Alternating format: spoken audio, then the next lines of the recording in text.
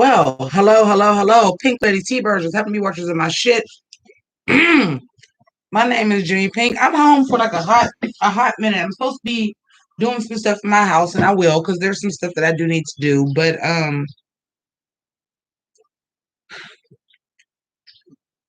y'all my family too, and I ain't really trying to neglect y'all. And I understand that y'all understand what's going on. Hi, Sierra. I know y'all know what's going on. I forgot because I had to take my laptop to the funeral home that I'm like, oh shit, why does the visual look so bad? Oh, because I don't have my external camera plugged in. It's over there somewhere. Look over there. Because that's where it is, somewhere. So it's gonna be shitty lighting and shitty all of that. But in the meantime, in between time, it's gonna be shitty lighting for a while. Cause my mom do not believe in over 60-watt bulbs, man. I don't know how I'm gonna do this. Like, we have not gotten to that conversation yet. Is there a room that I can set up my office? Is it only gonna be in my bedroom? I don't know. We'll figure it out. Oh, geriatrics. I'm okay. I'm in that good fifth stage grief where it's acceptance. Believe it or not, and people say this all the time, but it's the truth. The funeral is for the living, it's not for the dead. They already where they going. They good. Um, it's for the living, and that kind of allowed me to accept things a little bit. But I'm still home. Still ain't took a shower yet. I will though. I wish I would have realized. I'm like, why does this look like this? I ain't supposed to be this close to the computer. I'm like, oh, because I unplugged the fucking webcam. Whoops.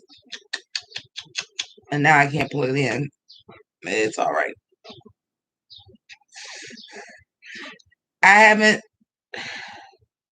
I'm like way behind on Celebrity Drag Race, and I haven't really been watching no Untucked. So, what's the tea, kids? What's the tea? Here's something I can tell y'all. I don't know if this is gay enough to count as RuPaul's Drag Race, but I watched La La Land for the first time yesterday. Y'all thought that shit was worth an Oscar? Okay, sure, sure, Jan. Sure, Jan. La La Land, the first time I tried to watch it, I fell asleep on it, and I went back and watched it again, and I was like, the cinematography and the colors and everything, beautiful.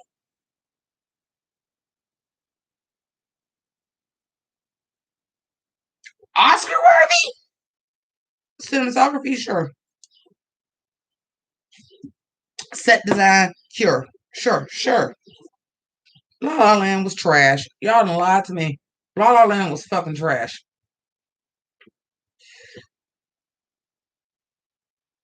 That wasn't good. La La Land wasn't good. How is everybody this afternoon? Sierra. Look, I'm about to be on my romper room shit. I see Sierra. I see Naries. I see Isaac. I see CC. I see geriatrics.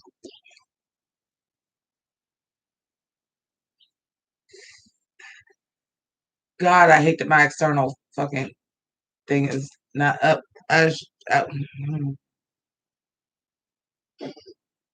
Oh my God. La La Land was not good. It was okay. Oscars? Oscars.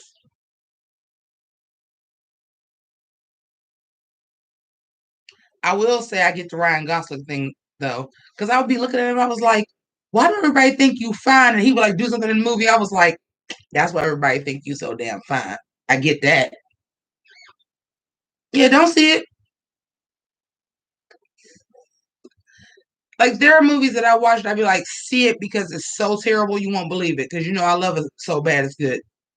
There are movies that I will tell you this is a really good movie and it's underrated, whether it be a comedy or for whatever reason. I am a big fan of like the classics. I really am. Like, I would tell somebody go see Casablanca and all these things.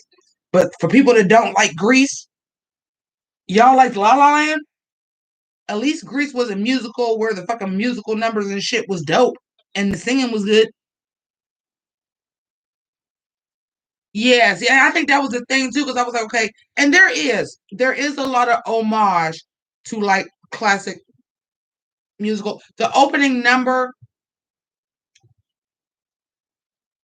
the choreography and the execution and the colors of how they did it, the opening number to La La Land, like I appreciate it for what it was. I didn't love the song. There were things about it I didn't like, but I seen what they were doing with the homage, like the classic, like I updated it, like the classic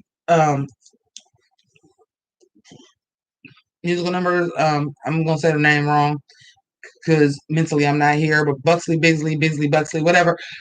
I got that, but I didn't like the song. I didn't like how they was changing off people singing. The leads, Emma Stone doesn't have a horrible voice. I felt like Ryan Gosling was way more comfortable than Emma Stone was. Even though the musical numbers were not super difficult, I could tell like, oh yeah, you came from fucking Mickey Mouse Club. Like I see it in you. That's just like you chose to go. All these Disney kids had a way to go. They can go to their musical career, this and this and this and this. Ryan Gosling seemed comfortable, and I could see him being like a lead on Broadway in a musical. He doesn't have the strongest voice, but he could carry everything else, and even like dancing, he looks like a dancer. Emma Stone, I don't even know how the fuck you got this part. How delicately blessed. Sweeney Todd, the movie is good unless you go back on YouTube and watch like the classic Sweeney Todd. Emma Stone wasn't terrible, but I was like, for a lead of a musical, no ma'am, no ma'am, no ma'am, no ma'am. I was expecting y'all to get all these awards and it was gonna be like Chicago. Oh, we didn't get all these awards for La La Land. It's a musical. It's about to be dope as fuck. You picked the wrong leads. You picked the wrong leads. Um, where you had even Richard Gere, who wasn't like a great singer and dancer, but he didn't play a part where it had to be a lot of singing and dancing. Being a smarmy lawyer and not quite being good at it, but faking your way through it worked for that character. Catherine Zeta Jones was a fucking amazing. Didn't never know she had that in her. Renee Zellweger already knew could sing. She did a good job. La La Land, I was like, I don't know where the fuck y'all decided to dig Emma Stone out for this. I'm sorry. Oh well, Judy Garland is the truth. Now we're not in an era where people are musical theater performers and you want to get big names, so you didn't go get a Laura Bell Bundy, even though she's been on TV. You didn't go get a Megan Hilty, even though she was on TV. You didn't go get these people. You wanted Hollywood stars. That ain't the way you should have went with La La Land. I'm sorry. It's not the way you should have went. Ryan Gosling is serviceable, but Ryan Gosling's main thing was going to have to nail the singing and to at least make it look like he's playing the piano because he's the musical guy. He did fine with that. Emma Stone, I don't know why y'all picked Emma Stone, and she was nominated for an Oscar for that. She might have won for that. I think she won. No, and I like Emma Stone. I've been fucking with Emma Stone since before y'all knew who Emma Stone was, when they was on VH1 casting for the real life Partridge Family, and she had cast for Laura Petrie. You a good actress. You a good actress. You should not have won Best Actress for that, and you should not even been nominated for that. That shit was terrible. Amanda Seyfried did a better job in Mamma Mia than what Emma Stone did in La La Land. No, no, ma'am. And I want y'all to know I watched the shit sober. Extremely sober. I watched it the day after my father died. Extremely fucking sober. And I fell asleep on the first time and went back and watched it again. Emma Stone? Somebody look it up for me. Somebody come on here and look it up for me. Who else was nominated for Best Actress that year? Because fucking no. Her acting was great. But let's remember the whole rule. Matter of fact, motherfucking, what's my bitch name? Moulin Rouge. Nicole Kidman smoked Emma Stone. Nicole Kidman in Moulin Rouge smoked Emma Stone. And I believe Nicole Kidman won. Nicole Kidman should have won. She handled the singing, the dancing. You would have, if you would have never heard of Nicole Kidman, you'd have thought she came off of Broadway or the Sydney Opera House or something like that. Nicole Kidman killed that. Emma Stone in La La Land. And then like a lot of her numbers were with um what's Ryan's last name? Ryan Gosling. Ryan Gosling, when he was like doing the dance moves and it was natural. Like I could tell you came from that kind of background. That's how you got on the Mickey Mouse Club. I can tell that was your background. Emma Stone, no man. Yeah, y'all just wanted to give Emma Stone the fucking Oscar because no man. I've seen Emma Stone do better roles. I've seen Emma Stone sing. And Ryan Gosling didn't get the Oscar, but you did? Ryan Gosling shut that shit down. I was like, I'm just watching him, and don't get me wrong, I'm not no expert. But they say 10,000 hours of anything will make you an expert. I done watched enough movies, enough movie musicals, enough performing, enough dance school, enough performing, enough doing fucking musicals myself. Ryan Gosling looks natural.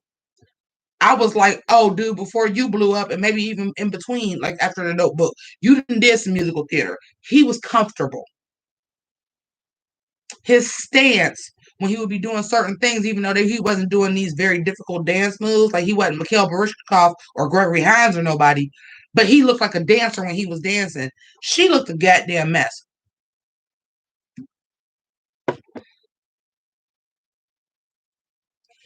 And she did great in The Favorite. And to be around all them actual British actors, and everybody else in the movie was British except for Emma Stone, and you couldn't even tell. Emma Stone should have won for The Favorite if they'd put her in supporting. She should have won for The Favorite. I saw The Favorite. And she's the only American, and she blends in seamlessly. If you would never seen Emma Stone before, you thought she was British. She was the only American in the movie, supporting and otherwise. She was the only American, and she was a lead, and she carried that ship. But La La Land, no, no, no, hon. Mm-mm. The test came back. Maury said that is a lie. No, no. Isabel Hooper was the older lady that got nominated for the foreign film Adore. Ruth Negga did a good job. Natalie Portman, Black Swan, right? Was it Black Swan? No, she won for Black Swan. She won for Black Swan.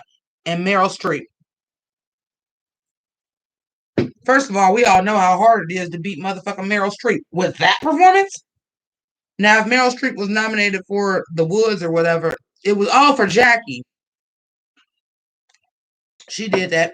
And it was a weak year. And it was a weak year. Actually, the lady Isabella Hooper, because I feel like if you are in a foreign film where they're not even speaking English, and I can watch her performance because I watched that movie. It's called Adore. And it's about this old. It's about an older couple, and the woman gets dementia, and like the older man like taking care of her, and they had been married for like over 50 years. Like I watched that. If you can make me feel that with your acting, and I don't even understand what you're saying, I would argue that she probably should have won, but we already know how I go with foreign language. That's a long shot, but I would argue I think that year she did have the better performance. Ruth Negga and Loving was really, really good. She was really, really good. Natalie Portman and Jackie was really, really good. I don't even know what Meryl Streep was nominated for. I bet she's been nominated so many times, but you know, it's Meryl Streep. So you know it was on point. I don't even got to know what movie it's for. You know it was on point. It's Meryl fucking Streep.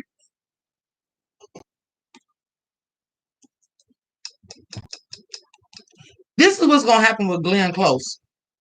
Glenn Close is going to win when she shouldn't win. And that's what's going to happen because the Academy does that. There's a video.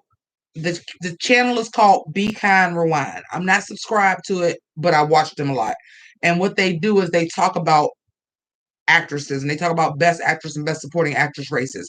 They have an amazing video about when Whoopi Goldberg was nominated for The Color Purple, and they have this amazing video. It's about a half an hour. It's like, I like video essays. I wish I could do it myself. It's a video essay about how like Whoopi Goldberg should have won, but oh god, I was just talking about it and the name just skipped my mind. And it was this older actress that this was her seventh time nominated, way past her heyday, and she did this movie, A Trip to Bountiful, and she ended up winning. And it's because she been should have won. But she was like part of the Hollywood system, like even before like Harvey Weinstein, where it was like all politics, and she should have Gwendolyn Page. Gwendolyn Page. And she should have been one, but it was like all these politics and stuff like that. So they basically, because she's older, she's at the end of her life. I think she died between 2 and 5 years after she won. It was a Lifetime Achievement Award. They fucked up. She should have been had one. And then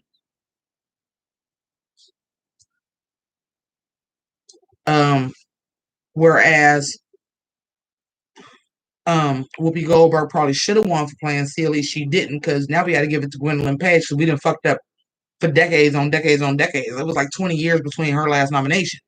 So these are the things that happen, and what's going to happen is Glenn Close is going to take somebody else's Oscar. Because if she decides to continue to do movies, they're going to have to give her one, and she's going to end up getting somebody else's Oscar instead of getting one for when she should have got one. I was not shocked, Anarchy, because when I had the poll that year, I was the person that had on the poll. I was like, Olivia Colman gonna win this. I hadn't seen The Favorite yet. It's some weird kind of fucking gift that I get. I do really well on Oscar polls because I pay attention like what they publish in trades. Is this actor a journeyman? What other awards is this nominated for? Has this person been nominated before? And I pay attention to that. I said Olivia Colman was going to win, and it was like something like a 50-1 shot if I would like bet money on it. Everybody thought Glenn Close was going to win. I was like, Olivia Colman going to win. And I hadn't even seen The Favorite yet. I had just heard the buzz about The Favorite. I was like, Olivia Colman is going to win. First of all, you won an award movie. The acting, and I will tell you, I did eventually get to watch The Favorite, and the acting is stellar. It is. But you took these two people and put them in lead against each other, which was going to cancel each other out because neither one of their performances would have been what it was without the other person, and neither one of their performances would have been what it was without Olivia Colman. And this is after seeing the movie, but just paying attention to the trades and reviews and stuff like that, because I'm the type of person, unless it's a movie I really, really want to see, which is usually like one a year, and it's usually not going to be an Oscar movie. Like this year, my movie that I really, really want to see was Birds of Prey, because I fuck with Harley Quinn. It is, I can't explain to y'all how I knew. I said, but these people is nominated for lead. The two leads are nominated for lead. Their performance obviously balances off against each other, because unless it's a male and female lead, you don't both get nominated. You'd put one in supporting. Y'all knew they were both leads. So it was either both of y'all was going, one of y'all was going to beat the other one in the lead, or one of y'all was going to beat the other supporting character who was the actual supporting, which was Olivia Colman. A supporting actor ain't just because you did the best job acting, it's you did the best job supporting. If your two leads in a film got nominated for best actor, you was probably the best supporting actor. Or actresses, or however they want to fucking separate it. Yeah, Glenn Close was a journeyman, but you was a journeyman and did your best acting performance in a movie nobody else fucking saw. Because truly, Halle Berry should not have won for Monsters Ball. Y'all just thought it was about time for a black woman to win, and she had the name recognition. Let's keep it a buck. You had the name recognition. I saw Monsters Ball. You think I didn't? The first fucking black woman to win a fucking Oscar for lead? You don't think I went back and watched Monsters Ball? I absolutely did. Halle Berry didn't deserve that fucking award for that movie. Somebody look up who she was nominated against. She didn't deserve that award. Not to say Halle Berry is a bad actress. She has a bad agent because I knew she could act because way back in Jungle Fever when she was playing a crackhead, you look like Halle Berry and you was able to play a convincing fucking crackhead, a real convincing one against Samuel L. Jackson, a fucking journeyman of acting and a fucking acting legend. And you was able to play a crackhead against Samuel L. Jackson, who is a former crackhead, and you were convincing. That's the best. Halle Berry can act. Halle Berry can act. You got a bad agent.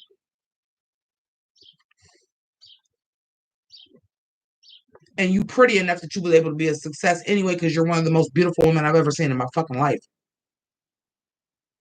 No shade. Halle Berry is just naturally that fucking pretty.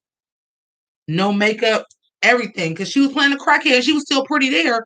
But for me, and some of y'all may not realize this because you may not have lived in the hood, you've seen crackheads that was pretty. And you was just like, what did you do with your life? You was a nice looking woman. You see that. And Halle Berry was able to portray that up against Samuel L. Jackson, an actual former crackhead and one of the greatest actors known to man. And she did that. It's not that Halle Berry can't act, but she didn't fucking deserve that shit for Monsters Ball.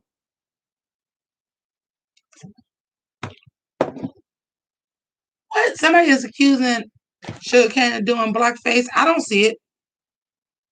Angela Bassett should have won for What's That Love Got to Do with It. She sure should have.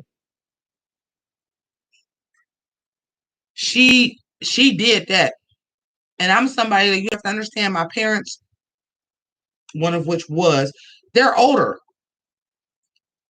My mother and father was 30 and 28 when they had me. I grew up with Ike and Tina Turner review. Before What's Love Got to Do with It, I had already grew up listening to Ike and Tina Turner. I had went back and saw stuff like that. Angela Bassett did that, and so did Larry Fishburne. They did that. Go back and watch some old interviews of Ike and Tina Turner. They did that, dude. They did that. Down pat. They did that. Judi Dench, Nicole Kidman, Moulin Rouge, which I would argue, I think that Nicole Kidman should have won. Sissy Spacek and Renee Zellweger. Yeah. Even though I'll give Renee Zellweger too, because she also was in a movie with all British people and without a beat, I believe she was British. I would argue, but comedies don't really get it. And Renee Zellweger deserved it. Sissy Spacek is another one. It's like journeyman. Nicole Kidman deserved it for Moulin Rouge. I thought she won because of that. Now I realize she won for the hours. But Nicole Kidman, that was Nicole Kidman's. Y'all just felt like it was time to give a nigga an Oscar. That's it, and that's all. Nicole Kidman did a better job. You had to sing, dance, and portray the acting. And as much as I will tell y'all this to this day, I think Moulin Rouge is an overblown piece of trash. I will tell y'all that right now. It was an overblown piece of trash. But Nicole Kidman and Ewan McGregor elevated that fucking material. That was an overblown piece of trash. And I already know what Baz Luhrmann can do because Strictly Ballroom is one of my favorite movies. Before he had all the Hollywood budget and all that shit. It's an overblown piece of trash.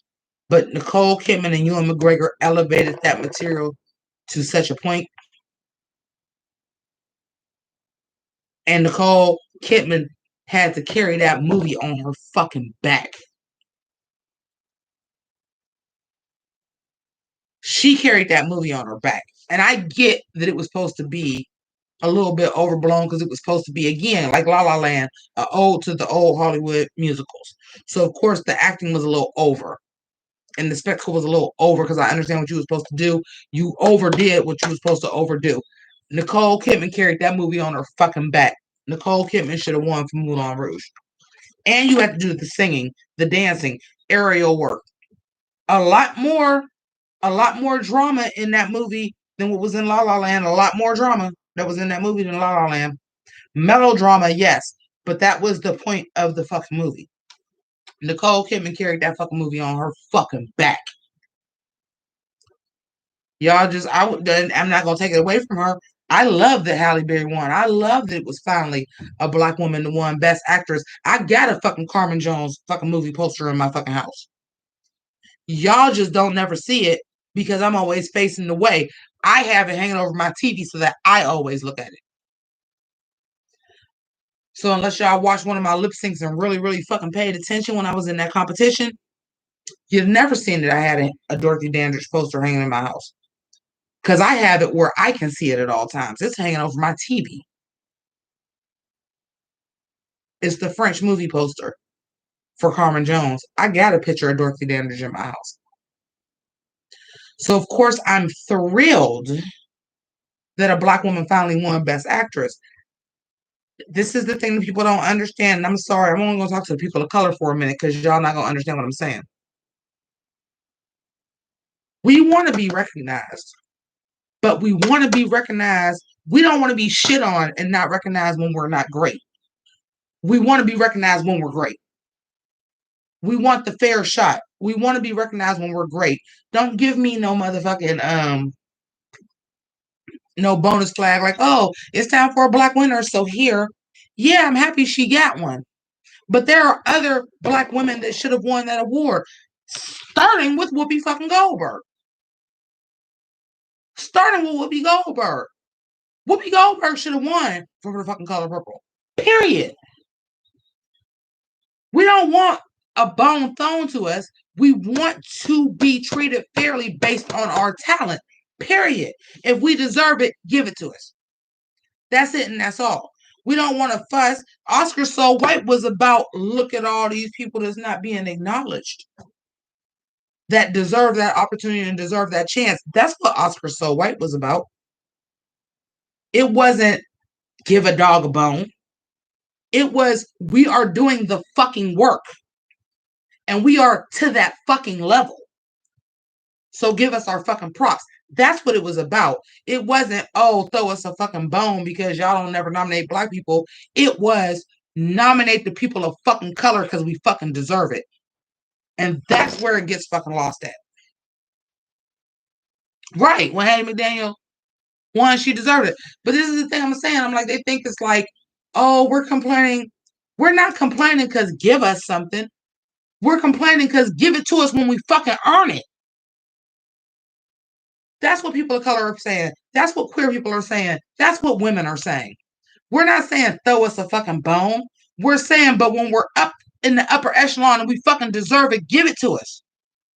If we fucking did what we needed to do to get the fucking nomination, give it to us. We're not saying give it to us just to give it to us so we can shut the fuck up. We're saying give it to us when we fucking deserve it. That's what y'all don't fucking do. Give it to us when we fucking deserve it. Because y'all don't give it to us when we deserve it. Then you want to just throw somebody a bone. That don't fucking appease me. Yes, I am fucking thrilled about Halle Berry being the only black woman that ever won a fucking Oscar. Halle Berry is from Cleveland. Quiet as kept. I've been to the high school that Halle Berry fucking graduated from. I have a friend that graduated from the high school that Halle Berry has graduated from. But she didn't deserve that fucking win. Y'all just felt like it was time. I'm thrilled and I'm not going to ever take that away from Halle Berry. That is an achievement. I'm not going to take it away from her. I'm not going to say I'm not proud that she has that achievement as a black woman, as somebody from Northeast Ohio. I am proud that she has that achievement. 100%.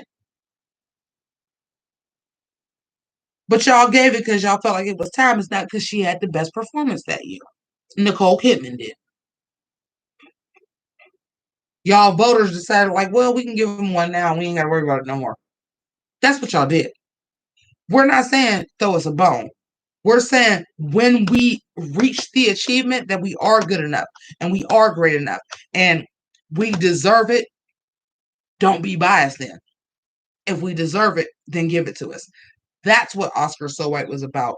That's what Black Lives Matter is about. That's what all of these things are about. We don't want special treatment. We want to be treated equal. Being treated equal is not special treatment. That's not special treatment. We want to be treated as equal. That's not special treatment.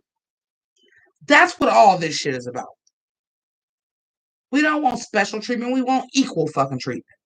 Period, point blank. Holla if you hear me. I holler. Y'all done let me get on the pulpit this goddamn afternoon. We don't want special treatment. We want equal treatment.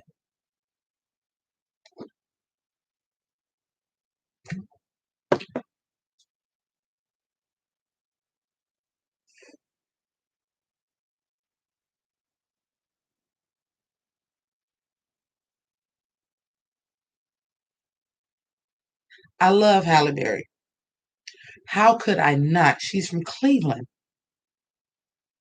I can get to where Halle Berry, if I go above the speed limit a little bit, I can get to where Halle Berry grew up in an hour. How could I not love Halle Berry? How can I not be proud of what Halle Berry accomplished? But she know it just like everybody else know it. She didn't deserve it for that goddamn award. That's why she was so goddamn shocked when she won. Y'all on YouTube right now, look it up. She is awestruck that she won. Because she knows she wasn't the best actress that year. She is awestruck. She know good and hell well she wasn't supposed to win that award. She is awestruck. Look at go back and look at when we get done with this. Go on YouTube and look up Halle Berry wins the Oscar. She is awestruck. Like she breaks down and has like damn near a panic attack. She is. People got to help her get up because she just like, wait, what? What just happened?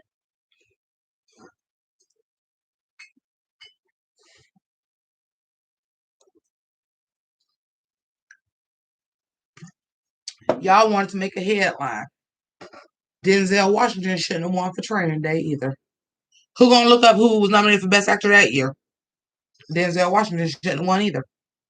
But Denzel Washington, because he already had an Oscar, already knew the game that he was playing, and Denzel Washington was smooth about it. Like, oh, that's how y'all feel? You just gonna have all the niggas win, Sidney Poitier nominated, that's how y'all feel? And that was Denzel's.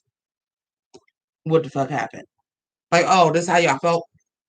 Because Denzel Washington already got one. But y'all, with the Oscars, want to play makeup and gave it to Al Pacino for Scent of a Woman? All them goddamn roles Al Pacino done played? Because you done fucked up and never gave him one and gave it to the wrong person for makeup. So y'all gave him a makeup one when Denzel Washington literally was Malcolm X. See, this is the thing. People don't know their history.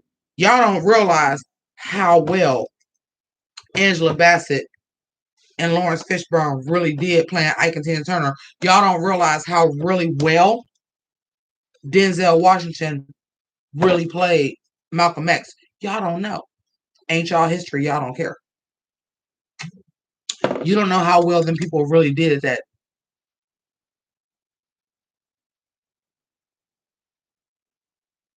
She was shook boots. She did not expect to win. She was shook boots. She had no idea. She didn't even have a thought in her mind she was going to win. She was shook fucking boots that she won. Right.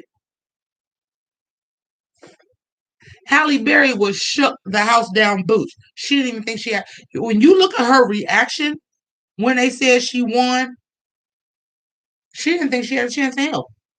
And you could see it on her face. She didn't think she had a chance. Well, I'm nominated and I'm going to do what I got to do. I'm a black woman nominated. I have on a black designer's gown. I'm going to do what I do. This Halle Berry is mixed, by the way. Her mother is white. But she was like, I know what this means. I'm going to do all this, and this, and this, and this.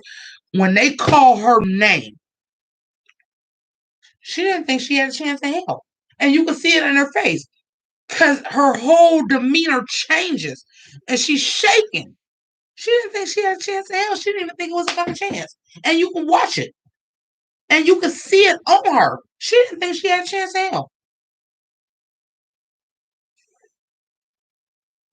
She did not think she had a chance in hell, and you could see it on her. She didn't think she had a chance in hell. As poised and proper as Halle Berry is, all that shit went out the window when they said her name. Her whole physicality changed. She didn't think she had a chance in hell. And you could see it on her. Holla if you hear me out, holler. Y'all know I don't get on my motherfucking shit like this unless I know what I'm fucking talking about. Y'all know that.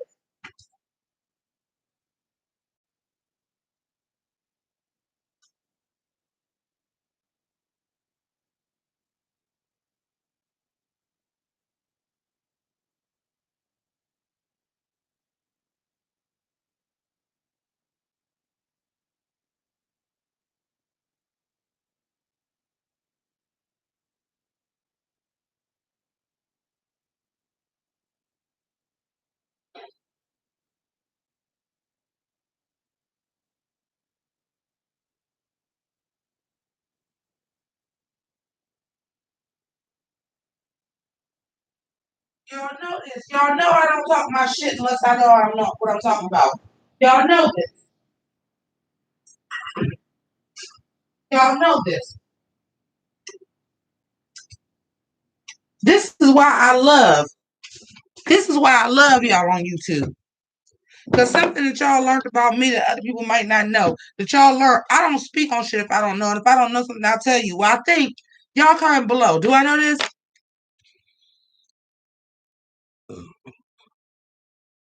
Oh, Will Smith should have won. Y'all made up for Malcolm X. Will Smith should have won that. But that wasn't enough. Y'all gotta play y'all makeup too. And y'all really don't want Will Smith. It's the same thing with Aquafina. Y'all didn't want Aquafina to be nominated for Oscar. It's the same thing with Adam Sandler. And now I'm getting on to something else about politics and not people of color. But I'm gonna get back to that too in a minute. A former rapper, a dirty comedian, all this stuff. J Lo. Oh no, we can't have this. This is dignified. Now I will bring up J Lo and Aquafina, who both got snubbed. Because I want y'all to understand, yes, I'm always going to speak on behalf of Black people and especially Black women because that's what I am. However,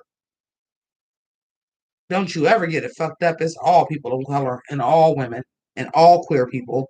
It's all that. It's all that. Other. Other, as I like to say, other. You're not white, Anglo-Saxon Protestant. Other. See, I don't know how much history that y'all watched. When JFK was running for president, it was a huge thing because he was Catholic. That was a big, huge thing. Look up some history, read something. That was a big thing. People didn't want to nominate him for president and didn't want him to win because he was Catholic. Now we look at him like that's white as white can be, Irish and all this shit, white as white can be. But that was a big thing because he was Irish Catholic. That was a big thing. This country, they said we the people. What they meant was white Anglo-Saxon Protestant. When they wrote that shit, that's exactly what they meant. White Anglo-Saxon Protestant men, we the people. No, just the people that matter. And that's how they wrote it. And that's what it is. And that's what it still is. But going back to people of color, they had to give it to Denzel Washington. Because you don't know good and hell well he should have won for Malcolm X. Y'all know he should have won, but y'all done fucked up so many times not giving it to Al Pacino, and y'all didn't know if Al Pacino was gonna still act no more.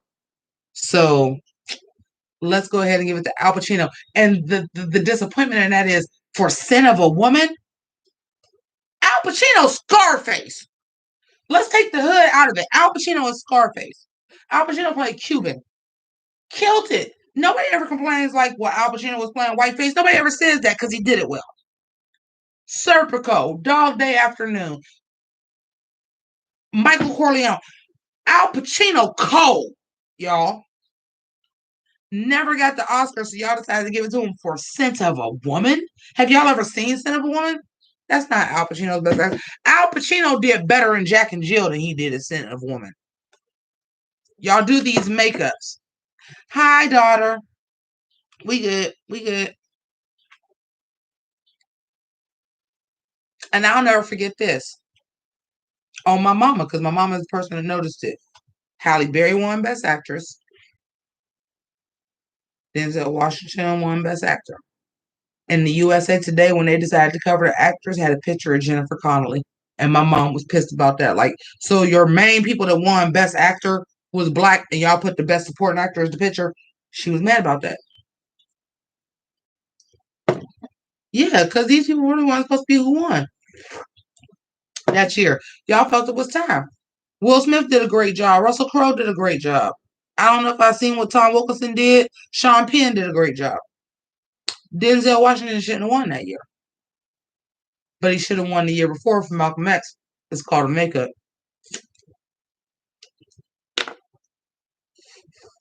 And then if y'all would have done makeup, and then you had Sidney Poitier getting the Lifetime Achievement Award, and you got Halle Berry winning, and you wouldn't have gave it to Denzel Washington, because I will argue, I think Russell Crowe, even though um, Will Smith did do a good job at Ali, and he really did, but again, that's y'all not knowing y'all history and knowing how well Will Smith really, really did. I will argue that Russell Crowe probably should have won. Now that I'm like looking at the list, I would argue that Russell Crowe probably should have won. But he had already won. Matter of fact, it was 2 years. It was Malcolm X. Y'all gave it to fucking Al Pacino as a makeup Oscar. The next year, Russell Crowe had already won for Gladiator, which he deserved. So you can't give it to Russell Crowe again over one of these black guys. Well, we've already fucked up with Denzel Washington. And Denzel Washington usually plays good guys. So let's give him the Oscar for Best Actor when he's a piece of shit ass black dude. Let's do that. Like Jada Kiss said, why did Halle have to let a white man pop her to get an Oscar? Why did Denzel have to be crooked before he took it? I got my own issues with Jada Kiss. Why? That part made sense. Holla if you hear me. I holla. And it's kind of crazy because I'm realizing now that these things I get on these tangents like this that I sound like my dad.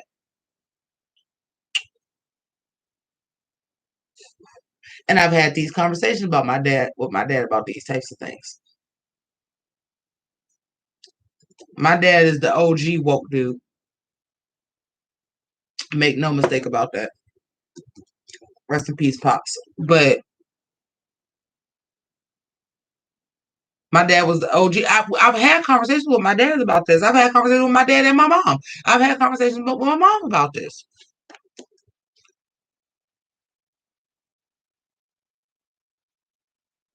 Whatever they said, Hunter was bullshit. Funny how Ebony and Jet and all this stuff, all the way down to the Buckeye Review, and my homegirl Becca Boo ain't here to know what the Buckeye Review is. All of them had it in real time and had them people on the cover.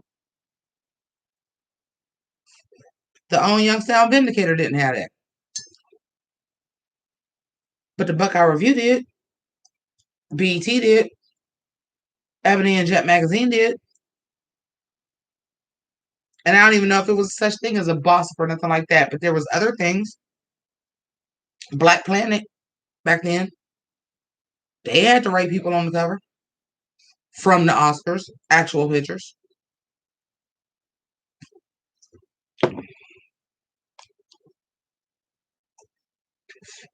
Now, some of y'all wanted me to talk about this TV show Hollywood that was on Netflix, and I watched it, and I fell asleep on some episodes, and I have to go back and catch everything.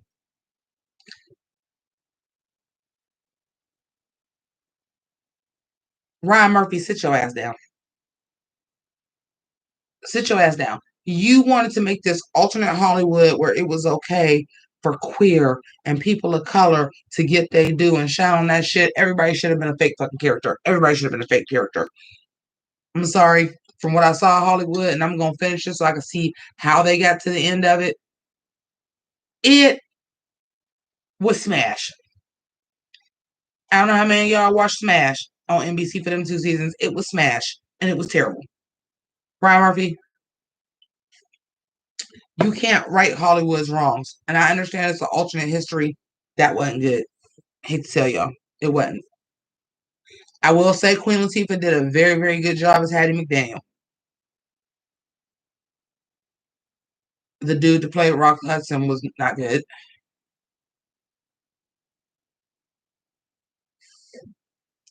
Hollywood wasn't good. Sorry. I only missed 2 episodes. I only fell asleep on 2 episodes. It wasn't good. Sorry. And it's not realistic. I understand you want to do this alternate history. And alternate history is very tricky.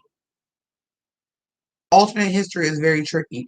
But you can't go to post World War II and say everybody queer and a person of color would have been accepted. That's too far fucking fetched. It wouldn't have changed shit. The powers that be was still the powers that be. It wouldn't have changed shit. Love Patty LuPone though. Patty LuPone did the fucking thing though. I was like, Patty LuPone playing a role where she didn't even have to sing. Patty LuPone did the fucking thing though. I will give him that. Patty LuPone did the damn thing. Yeah. Hey, what's up, Rolling in Style? Patty LuPone did the fucking thing though. Patty LuPone did a really, really great job. Like I said, I'm missing 2 episodes. It was only 7 episodes, so I missed 5 and 6. Because I fell asleep and I haven't gone back to see it. But Patty LuPone is the truth. Because this is the thing, and bringing it back to about the 40-minute mark when I was talking about La La Land. That's somebody that's a great actress that happens to be good at like the Broadway shit and the singing and the dancing. She didn't sing, she didn't dance, at least not in the episodes that I saw. Patty LuPone was that character and she did that. Patty LuPone did that. I will say that. And you know what? And that blew my mind, Rolling in Style. When I found out the dude to play Artie, and like, cause I found out right before they started like letting him dance and shit like that, and I was just like, but you know what? Also, Superstore has somebody in a wheelchair, and that dude can walk too. Um, Not to say that an actor, able, handicapped person can't play handicap. Because Ryan Murphy is usually really good with people with mental illness and like people with Down syndrome and stuff. He's usually really good at casting that. Um, but I was like kind of shook when I found out Artie could walk. And not only that, was in a boy band and all this stuff. And I was just like, so you put your best dancer in a wheelchair, and I don't know, because Superstore did that too, and I do kind of feel away about that. Not when there's a Daryl Chill Mitchell who has played several parts since he had to be in a wheelchair and played them as having to be in a wheelchair and have played the parts that way. And has also played parts where he, for all intents and purposes, were able-bodied, but they were able to shoot him in a way where he was always sitting or anything. He didn't have to stand up. There's a way to do everything. There's a way to do everything.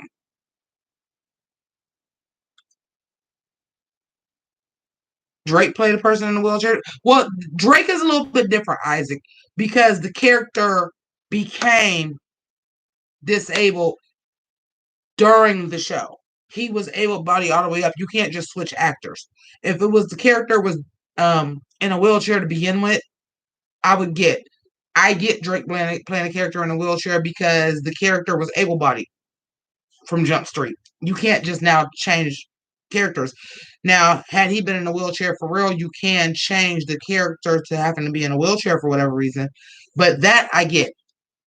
What Roland and Style is talking about is somebody that the character was always in a wheelchair from Jump Street and didn't cast somebody in a wheelchair. So I understand what you're saying, Roland and Style. Right, Roland and Style.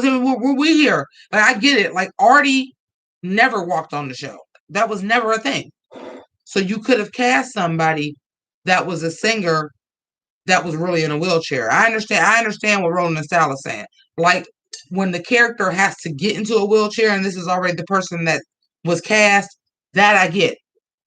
He spent 5 seasons being able-bodied. So if that was the storyline that you were going to get, You can't change actors and then say, well, this person ain't in a wheelchair, so I gotta change the casting. You can't. With Artie rolling this down, you're right. He was in a wheelchair from episode one. He was in an episode from episode one. I get that. I get that. I do get that. I do get that rolling this down.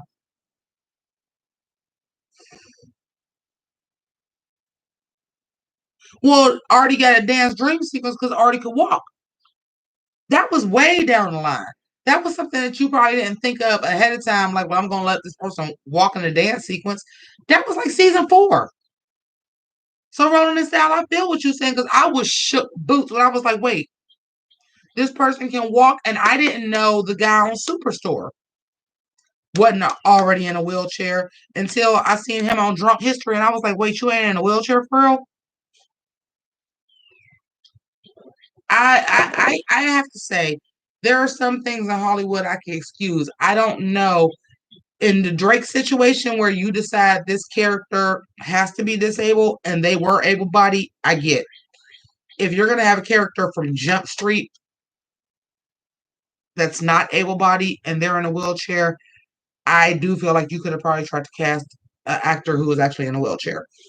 I'll agree with you on that. Even though the character that's in a wheelchair on Superstore is my favorite character. But I was shook when I watched Drunk History and I was like, wait, this motherfucker ain't in a wheelchair for real? Because I liked him even more because I was like, he's the funniest, smartest, wittiest character and he's in a wheelchair. And I love that. And he like the Superstore is like basically like a Walmart. And I was like, and I love that. And this is like the smartest. It's a black guy. He's handsome. I was like, I love this. And then I saw Drunk History like after like season 3 or 4 of Superstore, and I was like, wait, he in a wheelchair for real? And it's still my favorite character as far as like writing and acting. And he's still my favorite character. But I was like, wow, I really thought this was like this big step up where it was this person in a wheelchair to get this part in this role, and it was like this big thing. He had a love interest where they was fucking all kind of stuff, and I was like, oh, this is amazing. And he's like the smartest, wittiest dude. I was kind of disappointed when I found out he wasn't really in a wheelchair. Yes, he did. It was season 3. Rolling this down, it was season 3. I was disappointed when the character on Superstore was in a wheelchair. I found out he wasn't really in a wheelchair because I was like, he was my favorite character. I was like, he was a nice looking black dude. He was smart. He was witty. And I was like, oh, what a cool way to do a character that's in a wheelchair. And then when I found out he wasn't really in a wheelchair, and I was like, oh, well, that's disappointing. And I still like the character because outside of being in a wheelchair, he is the smartest person in the room. He's the smartest. He's the wittiest. So I like that you wrote that character and he happens to be in a wheelchair, but the smartest, wittiest, most sarcastic person in the room was in a wheelchair. I love that. But to find out the person wasn't really, the person is actually able bodied, I was disappointed by that. And I'll give you that role and style because I thought it was such a cool thing. I'm like, he's the smartest, wittiest person in the room. Hands down. He's sarcastic, like that's that guy. And they even made a whole storyline about how did he get in the wheelchair, and it was like a whole thing where it wasn't nobody's business, and he was just telling everybody lies, and I thought that was cool. But when I found out he was able-bodied, it did kind of. I was disappointed because I thought it was a cool idea to make like the coolest fucking character, like the coolest dude, smartest dude in the room was in a wheelchair, and I thought that was fucking cool as shit. And then to find out he was able-bodied, it disappointed me. So I can understand because that was disappointing to me. I was like, wait, dude can walk? I was disappointed. And I understand some people in wheelchairs can walk because my dad was in a wheelchair and could walk a little bit, but he still wasn't what I would call able bodied. This dude is just like normal walking up and down like I am. And I was disappointed by that. I was disappointed by that because I thought it was cool that they made the smartest, coolest person in the room. And then that's not his real life. I was disappointed in that. I really was.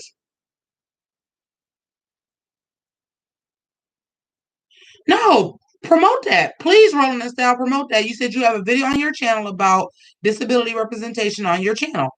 I think that's cool, and I think that's important for us to all watch. Because, see, here's the thing, and I'll say it again because when I was in this video, I said that. Of course, I'm going to speak on Black representation and female representation because that directly ties into me. And yes, I do try to talk about other representation, but of course, I have I have an investment in this. I have an investment in what I am. It's called the Big D. I think that's amazing. No, yes, promotion intended. It's for everybody that's other. And even when I was saying other rolling the South, now I apologize to you. When I say other, it's always queer, people of color, not female. We don't even talk about people with disabilities. I don't even bring that up. But yes, that is important too, and that's important representation. So I'm glad you bring that up. And yeah, let's take a look at it because that's also something that's not well represented.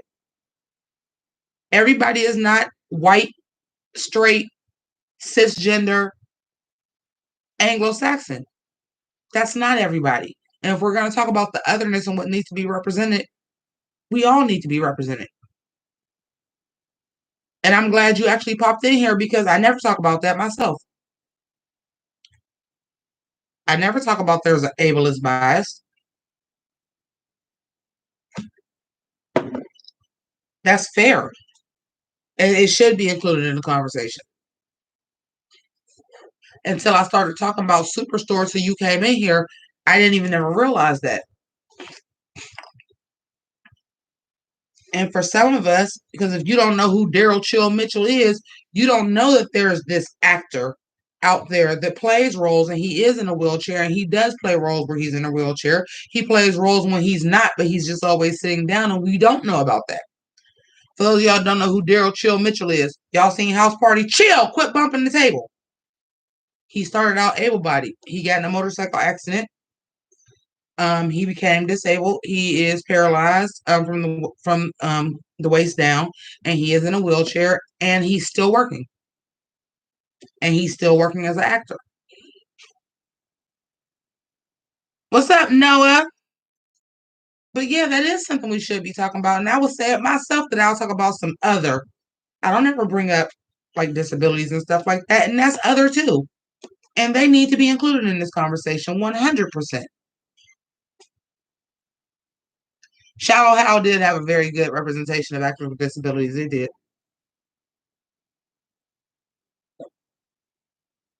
Hey, Dixie.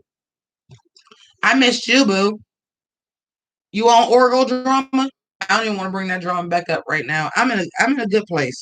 You know, I ain't in the greatest place I could be, y'all.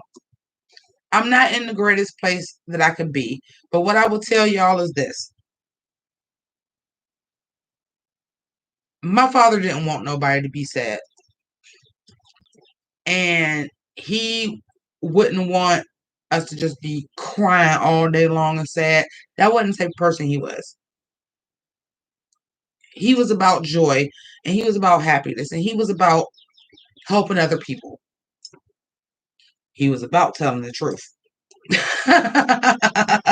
He was damn sure about telling the truth. I know you have, but and like I said, as I'm having this conversation, I've had these conversations with my dad when certain people won Oscars and certain people won like NBA Player of the Year and shit like that. I've had these conversations with my dad. I've had them with my mom. I've had them with my mom and my dad.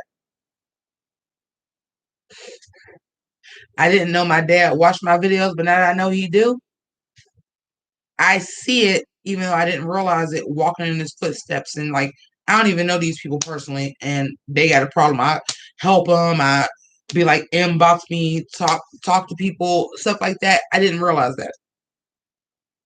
It's not anything that I felt like I was doing. It's who I am.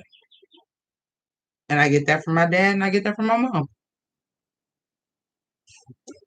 And I'm proud to say I got that.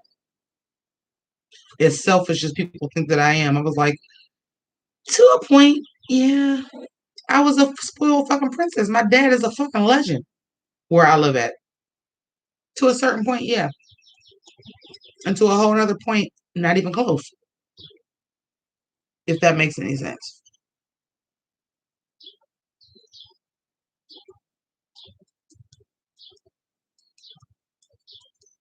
Yeah. We ain't even gonna talk about the news cycle. I didn't come on here to preach. I came on here while I was home for a little bit till I get everything set up to just chat with y'all, let y'all know that we're doing okay. My family is doing okay, and then we didn't went on to a whole another thing, but it's important. What I'm talking about is important. Um,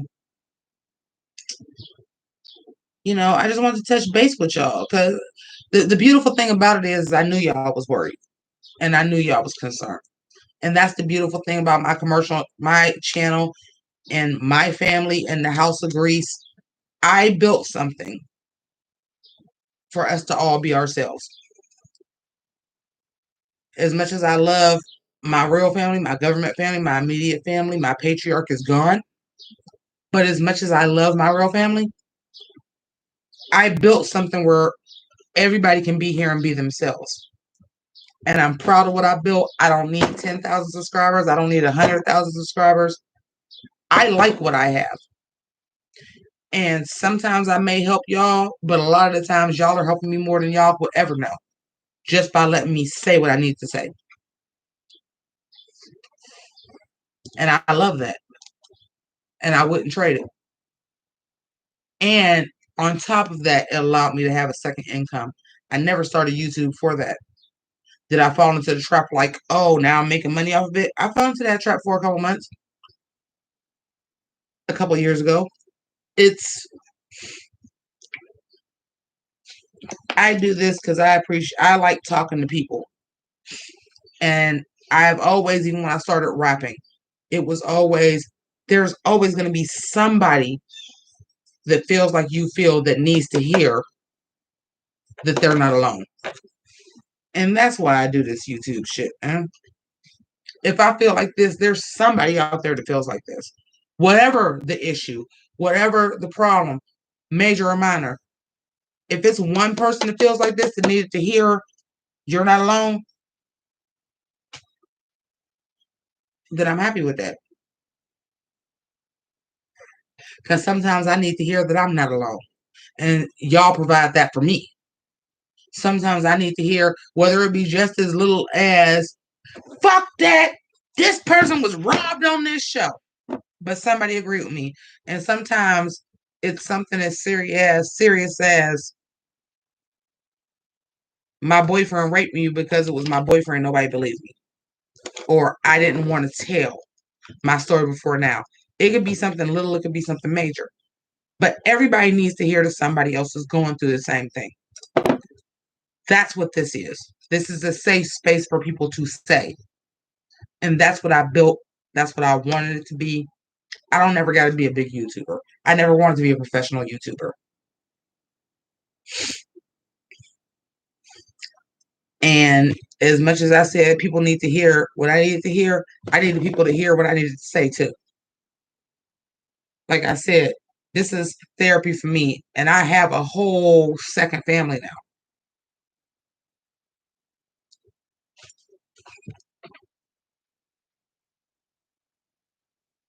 No, you're wrong this stuff. Like I said, like it's everybody needs somebody, and everybody has these weird things that you might be extremely upset about where other people ain't accepting. You need that. You need that in life. You need at least one person. You're in love with your roommate's boyfriend.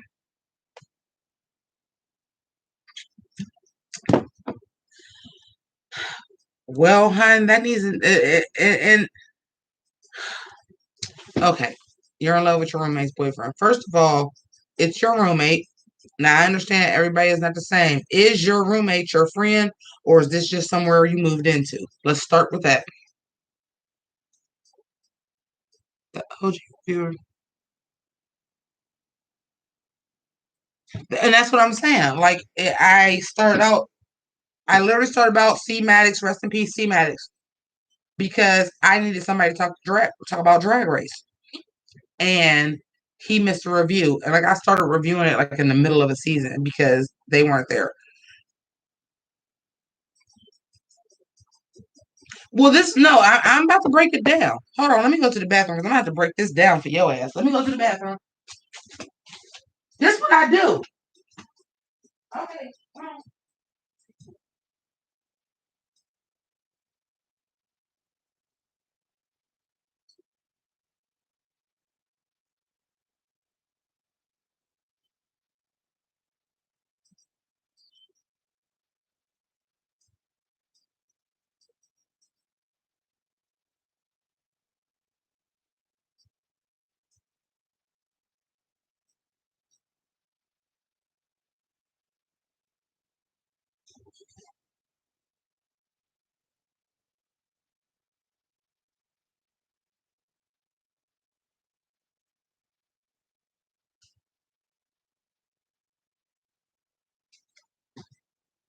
Let me go put my look. Let me put my wig back on. Let me put on my Oprah hair. Because that was always my dad's example. Oprah wear her hair. Yeah, Oprah got a hairdresser to do her hair every goddamn day. Which always shocked me because when he met my mom does have beautiful long hair. My mom wore hair pieces. I don't know why you so hateful towards hair pieces. But they put my Oprah hair on. Okay, so hi Misha. I always like the name Misha. You just got to watch the review? Well, okay, all right, let's get into this. Was your ex's sister? It's your ex's sister's ex. Well, first of all, if it's your sister's ex, let's start by saying, is he bisexual? Listen, y'all want to hear? Here go. So it's your ex's sister's ex. So let's start with, is he broke up and then be talking to me and feeling just kind of formed, which happens. Which happens. It does. It happens. We are human beings, okay? We are human beings. We are born to be loving people. That is how God created us. We are born to be loving people, and sometimes you form different type of attachments. It's friendship, it's brotherly, sisterly, auntie. You want to take care of somebody. It's romantic. We're built. So he has expressed curiousness. So has he ever dated a guy? Let's start with that. Because the thing that I'm going to tell you is this: curiousness is not something to go on. Would I just date a white man because he's curious about a black woman? No. I need to know that you care about me, and it's not about what you're curious about. And I'm not about to be your first foray into nothing. I'm sorry. Whose house is it? Mine. Oh, you don't mean YouTube. It's the House of Pink, darling. Oh, you don't mean YouTube. My bad. My bad. No, none of that matters. None of that matters. So this person that you have feelings for, your ex, first of all, watch that. Watch that. Okay, I'm gonna address that, and then we're gonna go back to the question so I can give you the proper. What's up, KK? So I can give you the proper advice. I'm gonna ask you this last question about what you said. He's tired of getting fucked over by women. Watch that.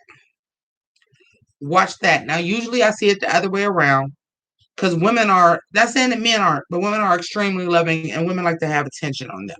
So a lot of times a woman will try out another woman because they're getting tired of fucked over by men. I've never seen it in the reverse, but watch that. That don't necessarily mean they queer. Y'all remember Anne Heche. That don't necessarily remember they queer. Now, let's go from the beginning. So this person that you have feelings for, first of all, let's start with, who is your roommate to you? Is this somebody that you just moved into because it was an ad on Craigslist or what? Who is the roommate to you? Because you said it's your roommate's ex. Who is the roommate? Who is your roommate to you? Let's start with that. This is like a choose your own adventure type of situation. Who is your roommate to you? Because all of these factors are going to add in. It may come up to the same result. It may not. I need all these. Okay, so you are roommates with somebody that is your ex, your former. So it's your ex and his sister. So that's where you live at, honey. So that's where you live at. So you already live with the ex and his sister. which I guarantee you, as a sister, and I'm the baby sister, so they're all overprotective of me. Within all this happening with my dad, I found out I have a baby sister, and I don't even know shit about her. But you're not gonna cross my sister because that's how a sister is. Not saying a brother wouldn't be. I can only go off of my experience and what my advice is. You're not gonna cross nobody's sister, and you're saying it's your ex's sister, so she's the sixth sister of a gay guy who has already been overprotective and like, no, fuck that. That's number one. So, Misha, Auntie Pink, because Auntie Pink is here now. He caught her cheating. No, you're confusing me. Answer the questions when I ask me. You're confusing me. So you moved in with your dude's ex and your dude's ex's sister. Your ex. Okay, this is because you're confusing me already. So you moved in with somebody you were dating who is now your ex and that person's sister. Is that correct? You moved into somebody you were dating's home. That's your ex though. But you moved into somebody you were dating's home and their sister. I've been trying to get in that Kimmy Schmidt movie. I ain't okay, yes. Okay, so that's a yes. So this person is already your ex and you still live there. Let me tell you this right fucking now. And I know you got a good job, so money's a factor. That sister is not comfortable with that. I promise you that. The sister is not comfortable with that. And the fact that y'all still live there, that ex still wants you. Let me make that perfectly fucking clear right now. Because when you're done, financially or no, if you're done and it's him and his sister, they go find somewhere else. That sister is not comfortable with that. Number one, that sister is like, get the fuck out of here. Fuck that dude. I don't care how cool y'all is. That sister got her brother's back. Period. Tenfold. Got his back. She's staying there because she don't trust y'all living together. And he won't fucking move. I'm telling you that right now. She is not fucking with that. She is not okay with that. She's staying there just because the brother is there because she don't trust y'all to be there together. I promise you that. So that sister, that's not your friend. She could possibly be. I'm not gonna say that she's not your friend, but she ain't your good friend. She has her brother's back over everybody. Believe that. She got her brother's back and she's staying there too. She got no. She wants you out. And I'm gonna tell you that. She wants your ass to fuck out. She might not say it. She might not be acting like that. She wants your ass out because she's there to protect her brother. Let's start with that. She's there to protect her brother. Her brother is not over you. She's not comfortable with you fucking being there. I'm gonna start with that because y'all are not all still living together if the brother don't still have a fucking thing for you. And she's not comfortable with that, and she's gonna stay there. And she didn't already talk to your brother about getting the fuck out, either them leaving or you leaving. She's had that conversation. I promise you that, because her loyalty is to her brother, and she don't want her brother to be hurt. Period. Point blank. Now let's move to the next thing. Now, yeah. Now let's move on to the next thing. Okay, so the person that you feel like you're in love with is your roommate's ex dude. That's what you're saying? Yeah, Noah. I ain't trying to shade you. When you come here, I know I got a colorful name and an ice cream ass channel, but I'm gonna keep it a buck with you. So you're in love with his roommate. Guess what? She know. And she knows that. And here's the thing. For you to even be in love with his ex means you've been able to spend time with his ex, which means his ex is still coming to your house. That sister know her brother. And not to get biblical on y'all, but that brother is weak in the flesh. So she is there to buffer all that shit. You still living with your ex dude, that's fucked up. And then you letting your ex come around too. And she done peep game. Cause I don't care, gay men or no, men, y'all don't pay attention like that, but a woman do. That sister know you feeling that ex too. And if the ex is feeling you, that sister know that too. And she in that brother's ear. Oh, she in that roommate's ear. Like this shit is not gonna end well. She's in that fucking ear. This ain't gonna end well. And this is the sister's ex. This is the sister's ex. So the brother, so the roommate's sister's ex-boyfriend is still around because she got feelings for him. And because your brother is queer, your gaydar is off. Because I guarantee you didn't already defend your brother for how many years and said he wasn't gay and he was. Your gaydar is permanently fucking off. Because we love our siblings, we love our family members, but we didn't have to defend you to the death that you wasn't queer. Our shit permanently off. He bi-curious. Okay. She done peeped that game too. That y'all a little bit too fucking close. She done peeped it all. I promise you. She's peeping all of it. And she is there in place. I guarantee she be at work or some shit like this and they say everybody is coming and she's supposed to go do something else and her ass is running fucking home. Her primary goal is to protect her brother. Her secondary goal, and I'm telling you, this is somebody who is gender nonconforming. It's somebody who is very comfortable with queerness. I wouldn't be comfortable with my ex dude all of a sudden deciding he wanted to fucking do either. And I consider myself to be fucking queer. But I wouldn't be okay with that. Hate to put it to you like this, my queer ain't like y'all queer. I consider myself to be gender nonconformative. I still look like a woman. I still like dudes. I still consider myself to be female. I just don't follow female norms. I wouldn't be okay with that. She's not either. As much as she's okay with her brother, as much as she's okay with his roommate that he used to fuck, she's not okay with her ex dude fucking no dude neither. On top of the fact this is all happening where my brother fucking live at, she ain't okay with it either. And even if y'all decide to get together, she's not gonna say good night to the good fight. She's gonna cause a lot of problems. Because she's already not okay with her brother living with her ex. And then her brother is gonna start fucking her ex. She's not okay. And she's gonna be a fucking problem. Now, if you want to deal with that,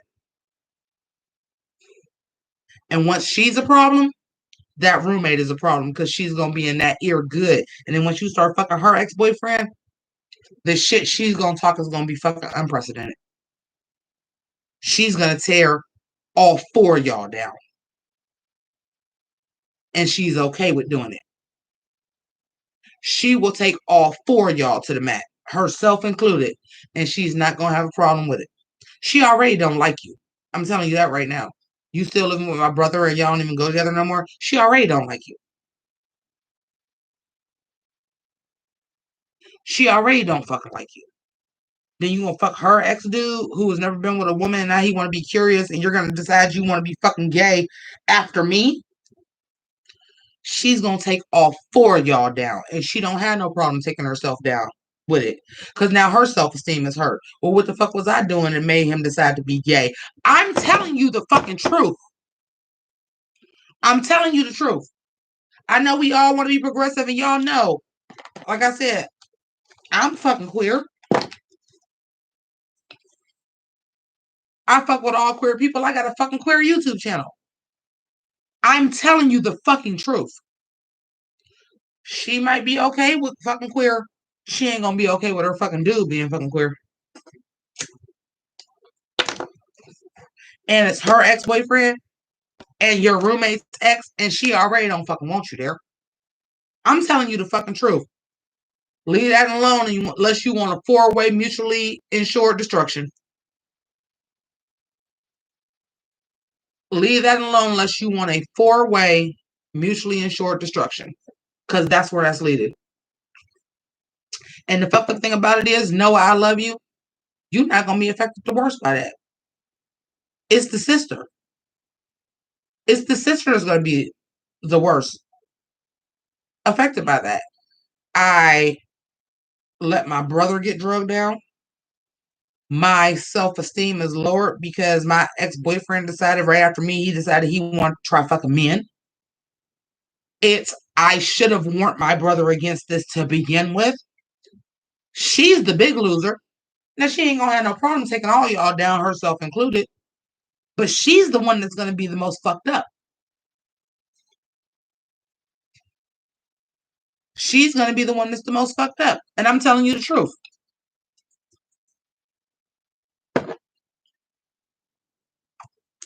I've never been in all them situations before, but I'm the female. She's gonna be the one that's the most fucked up out of everything, and she's gonna be the one that tears everything down because she feel like she has to, but she's gonna walk away from it being the most fucked up too. It's a it's a female thing. It's a really female thing. We will choose to self-sacrifice because we think that's the best thing to do, even if it destroys us. And she'll do it. And especially because her brother is involved, she'll do it. We will self-sacrifice and we will bring everybody down, including ourselves. And she'll do it. But she'll also be the one that comes from this the most fucked up.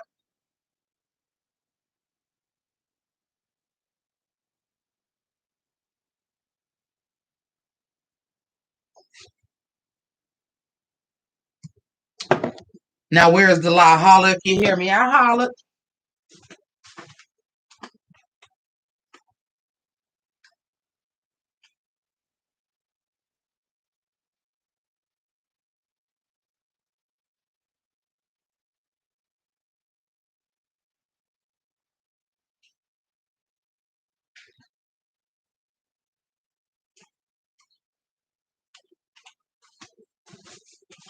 Ask me no questions. I'll tell you no lies. I just sat here and told you this is what my YouTube channel is for. It's going to be a situation you've never heard of before. But I'm going to tell you the truth and I'm going to try to help you through it. Yeah. And that's the thing about it. Like I said, no, I love you, but the person that's gonna fucking drag themselves through the ringer is the sister. She's the one that's not queer. Her brother is involved. She is gonna ride or die for her brother. What I said happened would fucking happen. Now, if she was just a friend or something like that, maybe even a cousin, it wouldn't be that serious. But her brother? Oh no, no. Because she's probably already been defending her brother her whole life when he decided he wasn't out of the closet and he wasn't gay yet. Y'all all know everybody's gay, the men there. Bi, gender neutral, gender nonconformative, whatever you want to call it. We have all fucking been there. I knew it was something about my fucking sibling, my uncle, my aunt, my cousin that was different. But until they come out, I got their back and I'll beat your ass if you say they're gay.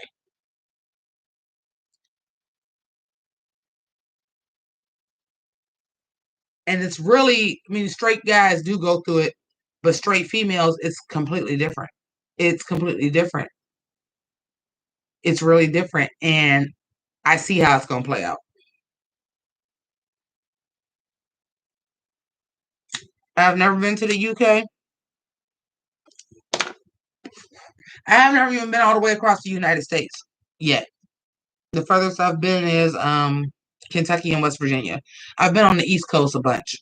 Um, but I have never even been like past the Midwest yet. I was supposed to go to Chicago this year for the Dobbs family reunion, and for obvious reasons, COVID and my father passing away, I'm obviously not going to go. They're not even having the reunion.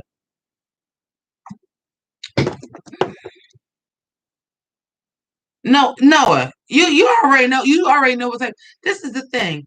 People know be in these orgs and stuff like this where I'm playing a fucking competition. I'm a competitor.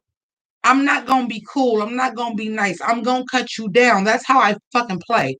I'm from the hood. We playing spades. I'm talking shit. We playing anything. I'm talking shit. That's not who I am. I really appreciate it. Oh, thank you. You said my Dana Ross. This is my Oprah here, but thank you. I if I have knowledge to help somebody, I like helping people.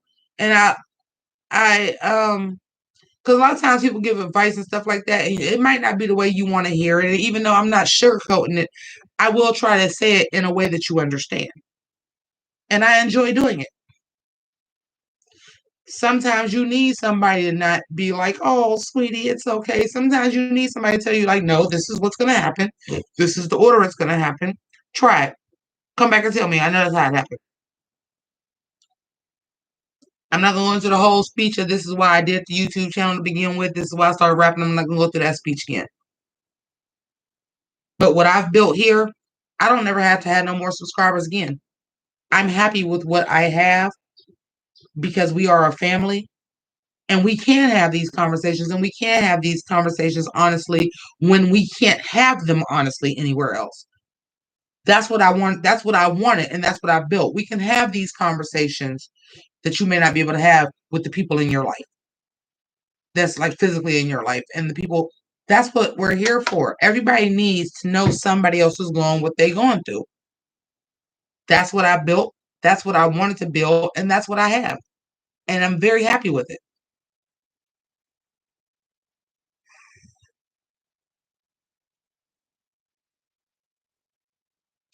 Well, I'm an empath.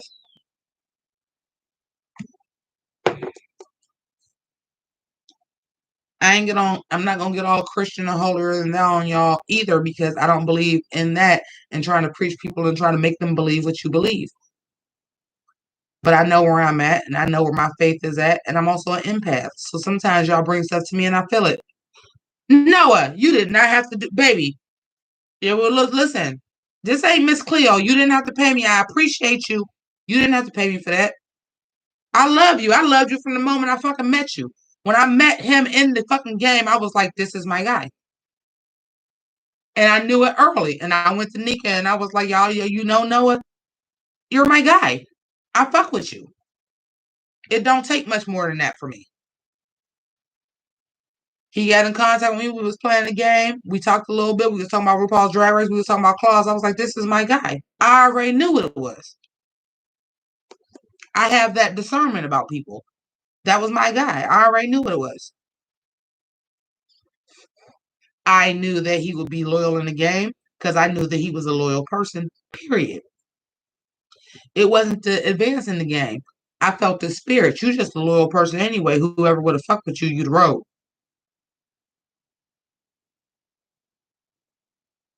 I appreciate you. You didn't have to give me shit though. You could have fucking messaged me privately and I'd have told you the same shit. That's just who I am. And this is a loyal ass person. And I got that from him in a fucking game right away. Right away. Okay, so Ember. Let's talk about Ember. Um, matter of fact, let me message him so I can because he can come in if he's available. Let me message him and tell him people are asking about him.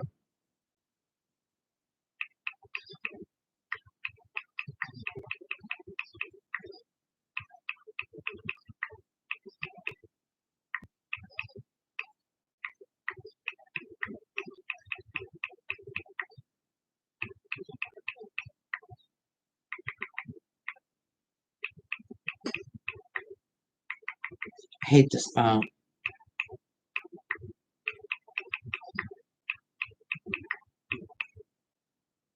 All right, so as he is coming, if he decides to, let me say it like this, and he hasn't even been specific with me. Um, Ember has also decided to leave the competition. Um, it does not have anything to do with me. Ember had already been going through her own issues. Anthony, because when he comes in, he'll be Anthony. Um, but I did reach him and let him know. I said, competition be damned. I'm still your drag mother. If you need to talk, we can talk. Ember has decided to leave the competition based on her own issues. And I don't even know how to explain it to y'all. The season was damn near cursed. Everybody was going through something. Everybody was going through something different. That's why people weren't submitting challenges. Like almost everybody went through something. And Ember had made the final three. Cherry Carey did not return back to the competition. Um, they would have been in final three, and Ember was telling me when the challenge was due, and I said, "Well, the calling hours are Wednesday, the funeral's Thursday, everything was going to be due today." And I said, "I will do this, but anything you need from me, you need coaching, you need me to look at something after Thursday, I'll do it." And Ember contacted me yesterday and said that she dropped from the competition for personal reasons.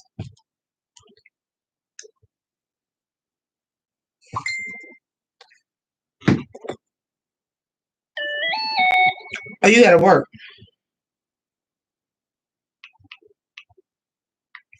Um, yeah. But she had been going through some things too, which is why she didn't participate in the last thing. Um, and she's young. You know, she has some things going on too. But I didn't want to speak on it. If she was available to speak on it herself, I was gonna let him, Anthony, her, Ember, um, come in. Also, Nomi May did contact me today and said she was thinking about me and she understands the situation. I did apologize to Nomi, and I was like, I know I was acting out.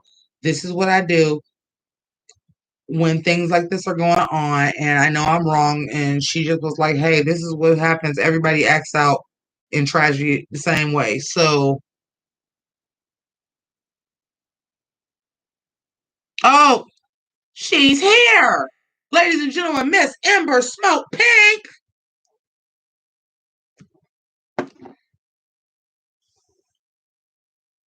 Oh my God, Dixie Ray, I might move in with you. How much is rent? Oh, I can't do that. I gotta stay with my mom. But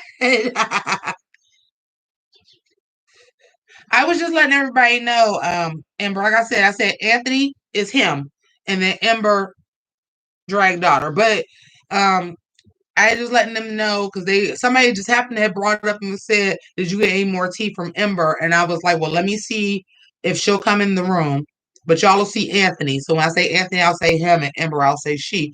Um, but that Anthony H500 with the blue is my drag daughter, Ember. And Ember left the competition because Ember was also going through personal issues and she decided to leave. Um, when they got the final challenge, Ember did get in contact with me and said, this is what the final challenge was, blah, blah, blah. And I said, I'll help you. But my father's um, wake is Wednesday and the funeral is Thursday. But after that, I'll help you. And Ember contacted me yesterday and was like, I left also for my own personal reasons. Now, a couple of which I do know. Um, that's up to her. She wants to tell you. A couple I do know, a couple I don't. But we're not mad at her. We're proud of her. She lip synced the most out of everybody in the season. She lip synced damn near, what was it, 6 episodes? I think she lip synced like 5. So we're very proud of her, and we're not upset about her leaving the competition. Family matters, and family comes first, and your own mental health comes first. And I'm not disappointed. I'm not mad, anything like that. I'm very proud of her for what she did in the competition because she fought hard to make it to the final four. She fought very hard. Yes, she was the lip sync assassin of the season for sure. So y'all all give a hand up to the newest member of the House of Grease, Miss Ember Smoke Pink.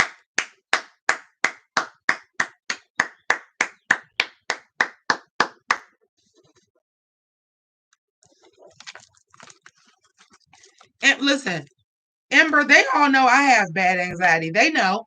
Like, you're new to the family. They know I have really, really bad anxiety. So it's not anything that they don't know. No one is upset.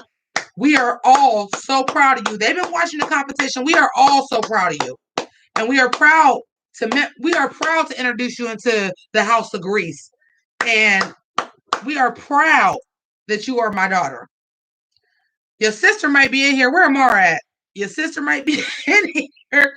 She's not your drag sister. She's just your sister. Bria is in here. If Bria is in here, Bria is my daughter. Like, listen.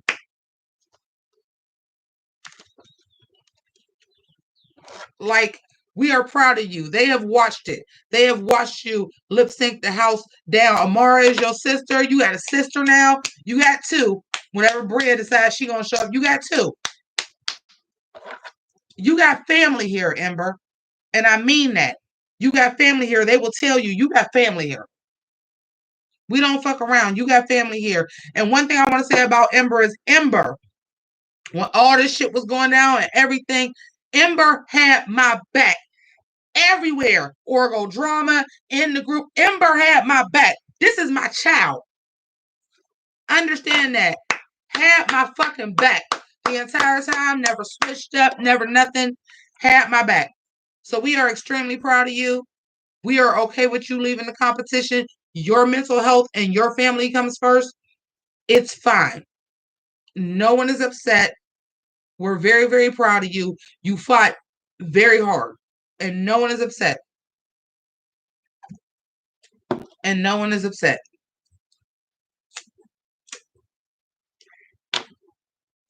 And you done fucked around and fell into a whole goddamn family. If you need anybody, they'll be there for you. I promise you.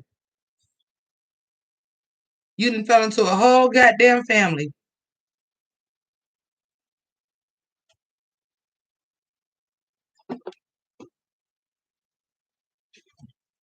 We are proud of our sock queen, ain't we? Aren't we, girls? We are proud of our fucking sock queen.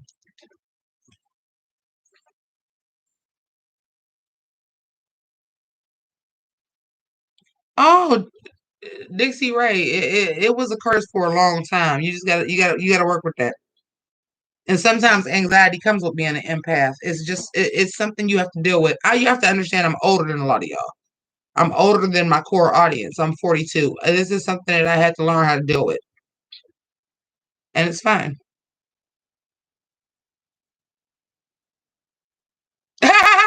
Anarchy, I like that. You're lucky our sock queen lip sync assassin hybrid is empty. I like that. Well, wait a minute. Now our lip sync assassin Zhuzh might be a little full. Because Mama's a lip sync assassin. But all right, well, but you feel so you understand because you're a little bit older. Like you have to keep that balance of that empath. It's something. It's something. It's something. But we love you, Ember, Anthony, whichever one you want to go by when you're here. It's all good to us, and we love you. They might have gave you some ribbing because that's what we do over here in the House of Grease. But they love you. They love you. Now I gotta pee. Anthony, bring your ass and say something to the people so I can pee. Shit.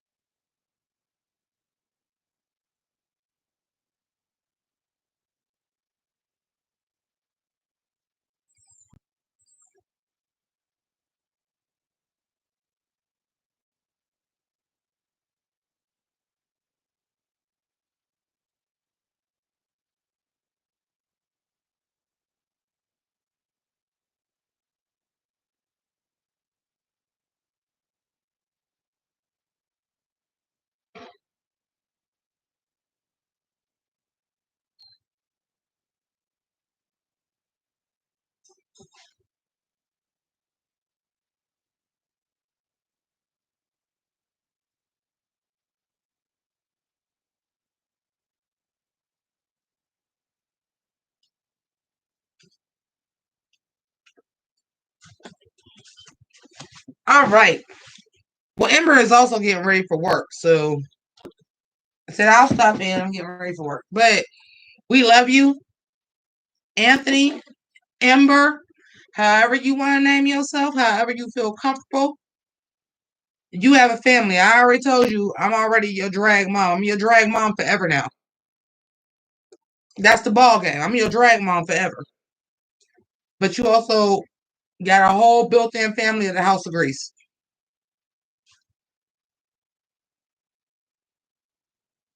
She doesn't have a duty. Don't say that. She's just a family member. Now, if I do decide, where's my daughter Amara?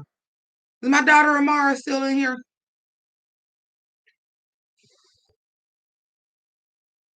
Is my daughter Amara still here? If she's not, she's gonna pop back in. I know her.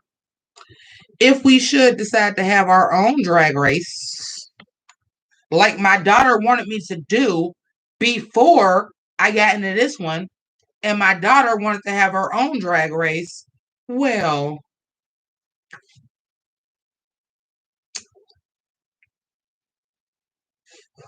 I guess your sister Ember would have to be a judge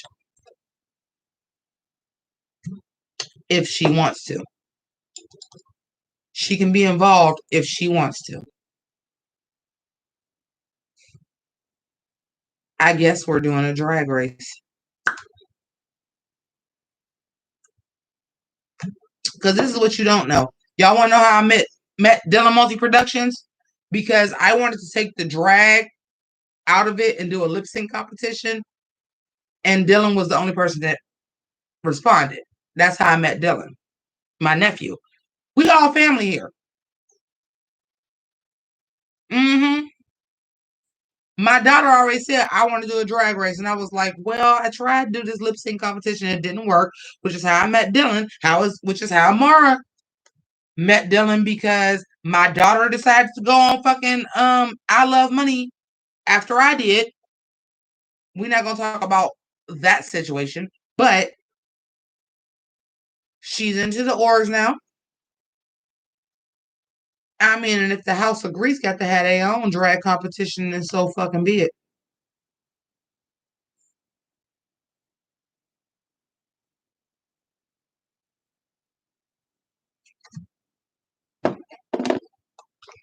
Well, Heidi already said she would love to judge something like this. Now I haven't got a chance to talk to Heidi like since she left because all of this happened with my dad and everything.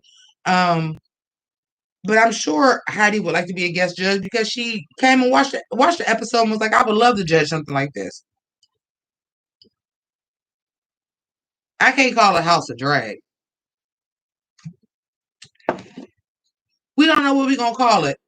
But I'm just saying, my daughter been wanted to do this, and I was like, well, this and this happened, and after what all this happened, well, we might just have to do a fucking drag competition.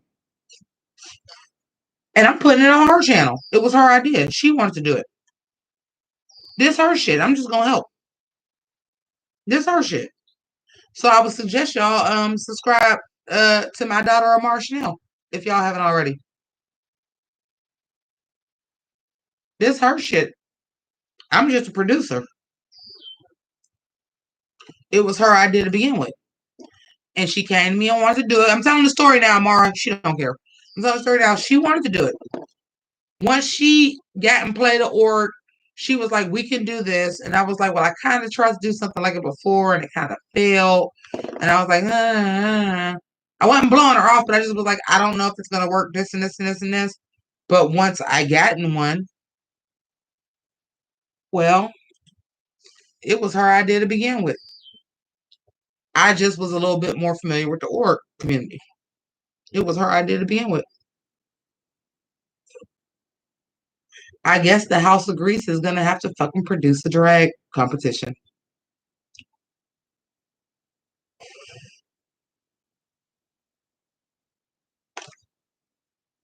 Amara Chanel got some amazing fucking stories though. I've been subscribed to her. Like she got some good stories though. Like she's a good YouTuber. You know, everybody likes YouTube for different reasons. Like she tells like a lot of stories about her personal life, which are really good. Um, but yeah, I guess we're gonna have to do that. Y'all gonna call it Pinky's Playhouse. It was her idea. I'm just gonna produce. And I'm gonna be there. I'm gonna be there. But it's her. She wanted to do this. Oh, um, Ember just wanted to say she said she was on her way to work. She's driving.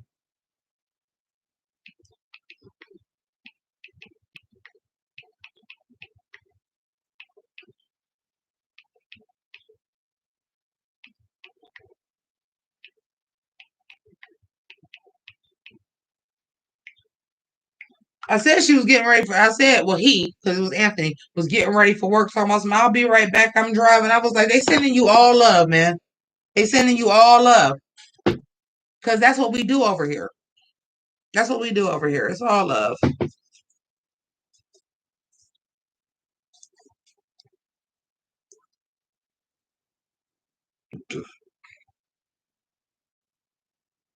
I'm actually for who's left. I'm rooting for Nomi too. Nomi is a beast. Nomi is a beast. Hold on, let's get into this. Let's get into this.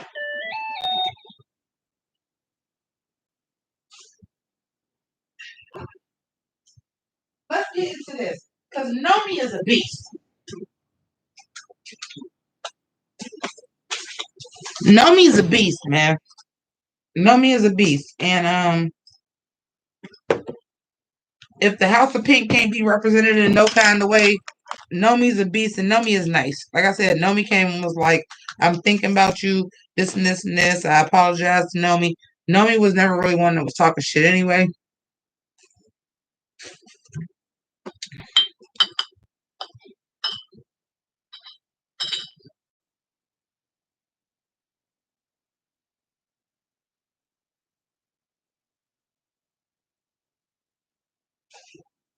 Like, Dixie Ray, I don't know why you never put Pink with a Y. But yeah, yeah. This may be something I have to do because, well,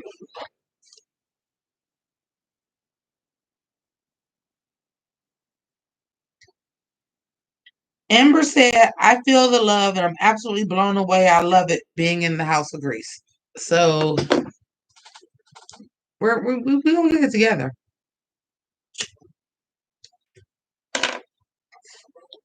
the right way. I'm not going to say I'm just some kind of expert of running the org or editing and everything like that, but I mean, a Zoom call at the very least.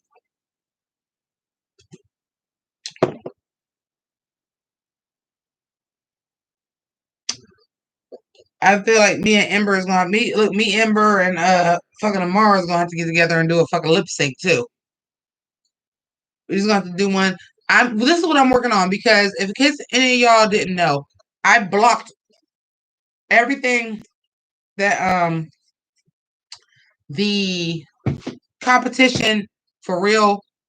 I blocked. It's private. Y'all can't watch nothing that got to do with the competition, like the videos I edited together. I blocked them all. I was going to do and I still can. It's gonna take me a little bit of work. I was just gonna do a best of Jimmi Pynk on the competition, but now that Ember is my daughter, I'm going to have to go back and pull stuff so that you can see your family performing the competition. Ember was like literally the Kennedy Davenport, like lip sync so many times and stayed. And this last time that one of us should not have been in the bottom, I'm not gonna say it was me. I'm not gonna say it was her. But the snatch game, when the person that didn't even participate in the snatch game and then decided to say a smart ass comment, I ain't forget. Don't think because my dad died, I ain't forget. One thing my dad was fair. And one thing that my dad has taught me from a very early age, you don't speak unless you know.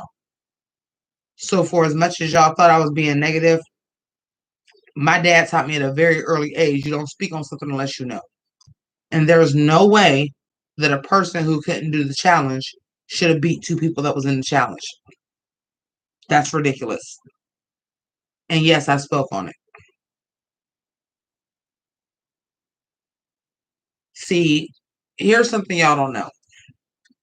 So, y'all know my name is Jimmy. which is already short for James, right?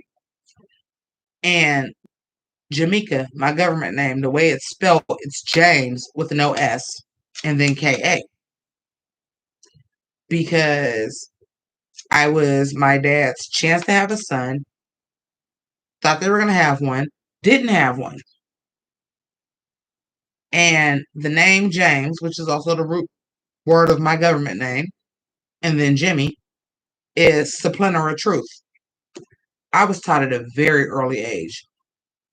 Don't speak on nothing unless you know.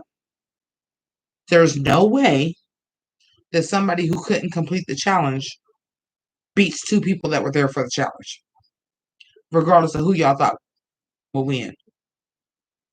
It wasn't a runway dope enough. This was the challenge. You didn't do it, and then you decided to speak on it. Came at your neck. Don't apologize for it. I could have been a little bit less upset. I could have been a little bit less tipsy, but I don't apologize for anything I said. I apologize for the way I said it. I don't apologize for a damn thing I said. I meant what I said. You can't be safe from a fucking challenge that you didn't do. That's not realistic. That doesn't happen. It's not right. So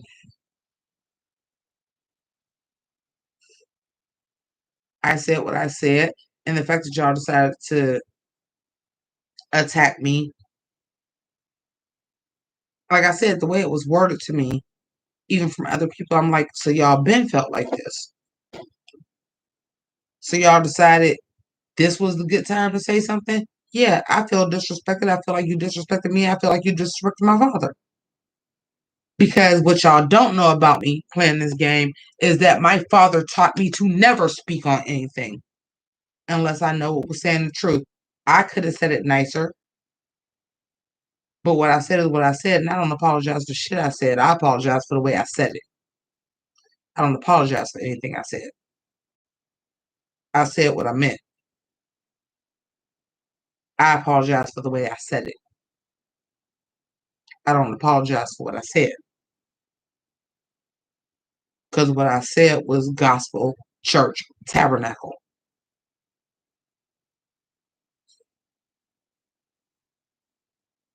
Because that's what my dad expected of me.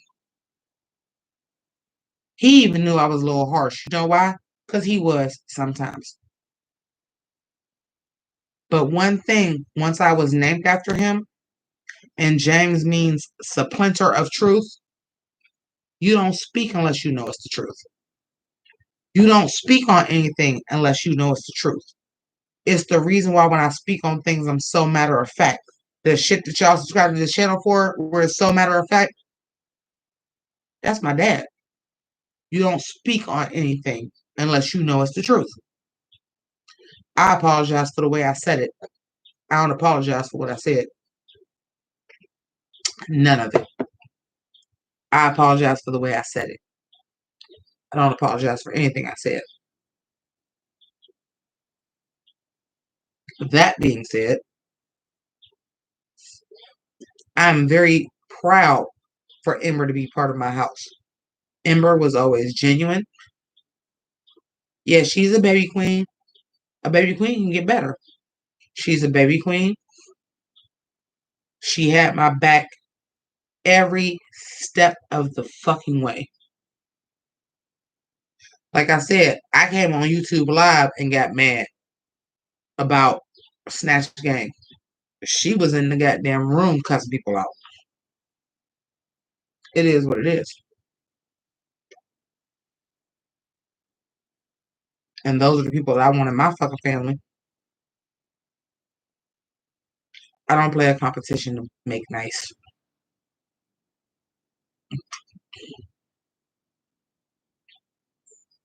I'm not in a competition to make nice. I'm in a competition to win. But what's right is right and what's wrong is wrong. This is the person that had my back.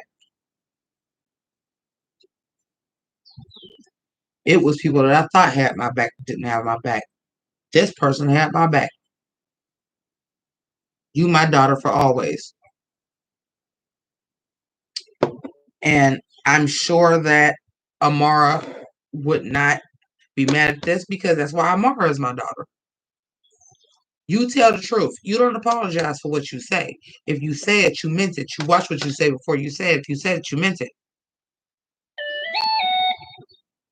If you said it, you meant it.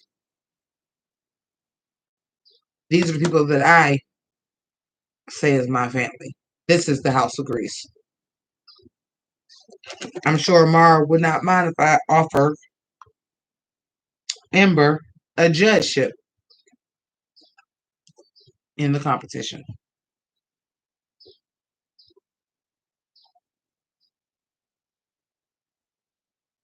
because it's deserved.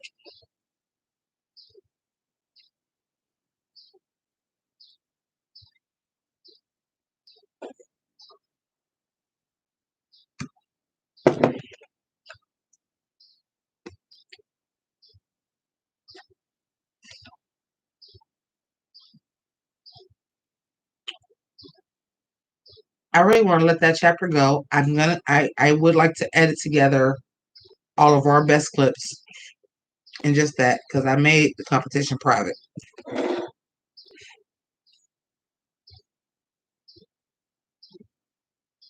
I'm not going to advertise something that made me out once again to be a bully because I don't sugarcoat shit. And I said what I said. Because y'all can point out everything negative I said about the competition, but what about all them times where y'all was going in on people and I was like, no. And all them times that I said I'm competing against myself because I don't know what the judges are looking for. And I don't know what this competition is. And what was wrong with me saying I shouldn't have been on season 1 because this was for baby queens? There's a lot of things I said that weren't negative. There are a lot of things that I said very calmly.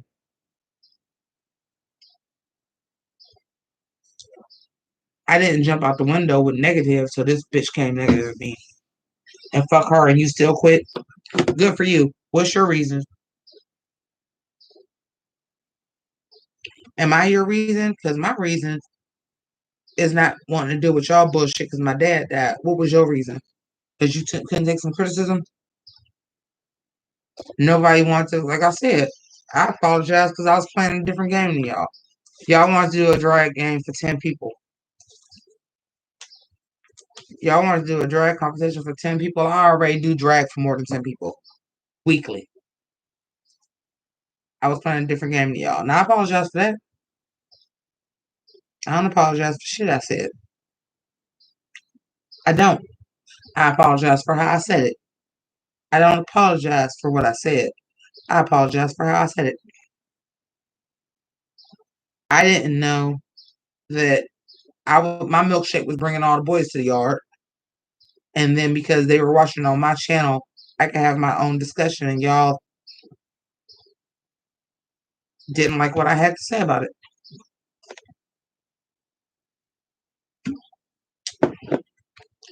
Well, y'all should have got some more get up and go and fucking polish the shit.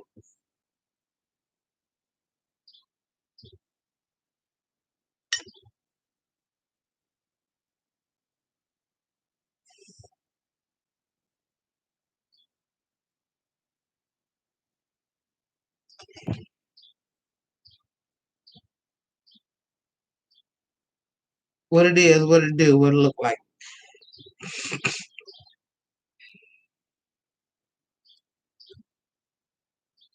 I'm 42 years old. I don't kiss ass. I was raised in the same motherfucking hell in the first game I ever played with somebody I knew and was like, no, that's not what we're going to do. Here's what we're going to do. It's what I fucking do. It's who I am.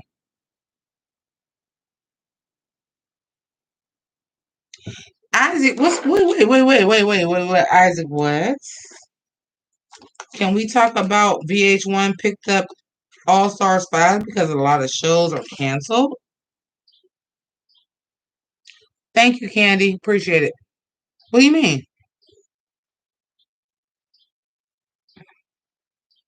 What's canceled in 2020? All the niggas look bad shows. I seen it was another shot of love.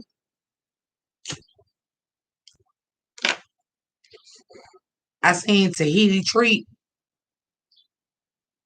whatever it is, San Tropez, Tahiti Treat, whatever it was. Like, hey, we're all beautiful people that's fucking, and I seen that.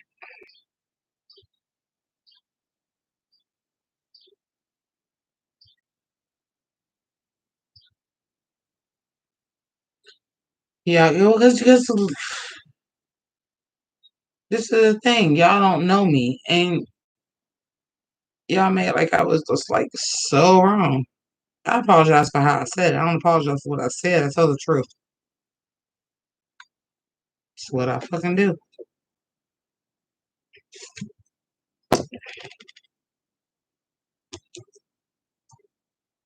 If we're gonna have a drag competition, y'all keep making it like it's gonna be Jimmy's drag race. It's Amara's drag race. It's just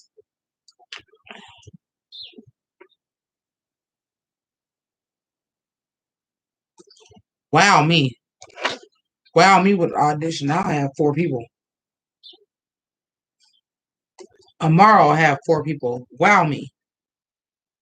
What y'all doing?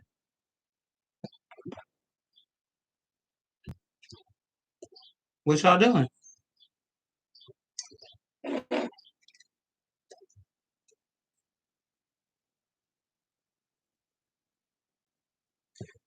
Courage, uniqueness, nerve, and talent. What y'all doing?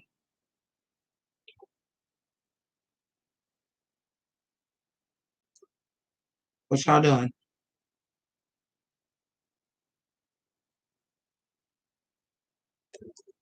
Because none of the positive, none of the stop being harsh on everybody. We don't know what the competition is. None of the, I guess that was me being beneath them. I shouldn't have been on season one because this was the baby queens. I might have said some wild shit. I say some wild shit. But I also watched Snatch Game and thought I was talking over people and was like, I saw one instance of that and it fit in the show.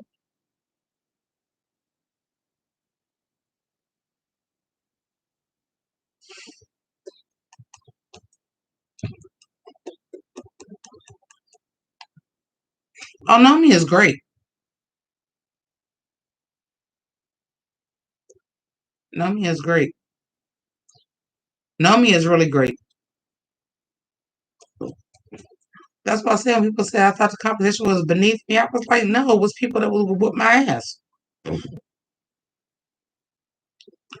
like, I never said the competition was beneath me. I said I probably shouldn't have been on season one.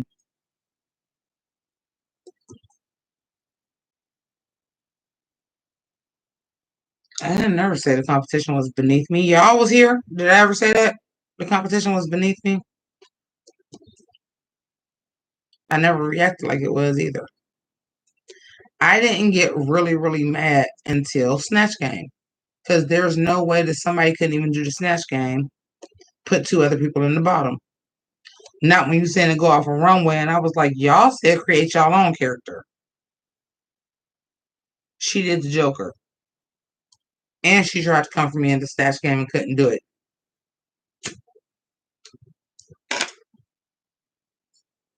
I said what I said, and I'm not taking it fucking back. Y'all wanted to do a game for 10 fucking people. I wasn't doing that work for 10 people. My bad.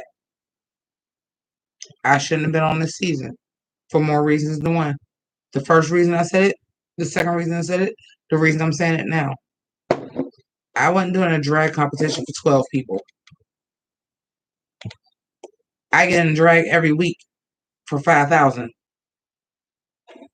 Even if only 1,000 watch it. Y'all want to put all this work in and do a competition and do all this for fun and no money on the line? For fun. No money on the line, and like you didn't want people to know who y'all was or any of this. Y'all wanted to do a drag competition for fun? I already do this and it ain't even for fucking fun. My B, I will apologize for being in a different competition than what y'all was. I will apologize for that. I don't apologize for anything I said. I apologize for how I said it.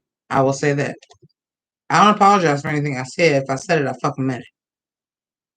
I'll apologize for how I said it.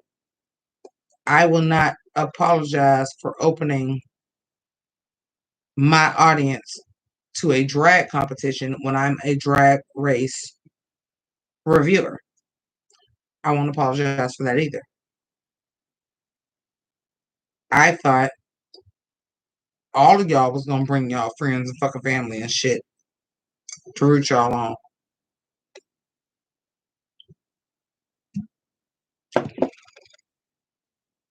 My bad.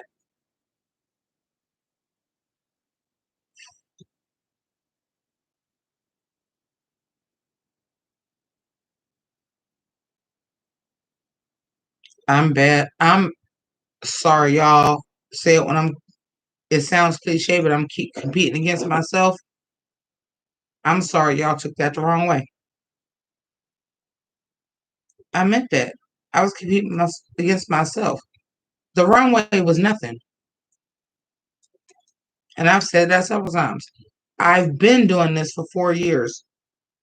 Somebody will update me, let me know what the challenge is for RuPaul's Drag Race. I will get an outfit together. I will do the challenge. I will take a picture. I will do a review in full makeup and wig and drag. It's what I've been doing. That's nothing. It was the challenges to see if I could actually really do it.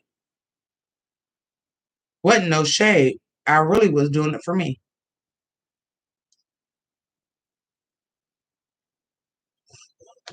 I don't apologize for anything I said. I apologize for how I said it. If y'all felt like I felt like this was beneath me, I never felt that. The only thing that I said is I think that I shouldn't have been on season one. And the reason why I said I should have been on season one is because I do the challenges every week and get in drag and take a picture and do a runway and do a whole review in that. That's what I do. If you want me to say something I've been doing for 4.5 years, I was too advanced to do it because I've been doing it for 4.5 years. That's not thinking that the competition was beneath me. That's a fact.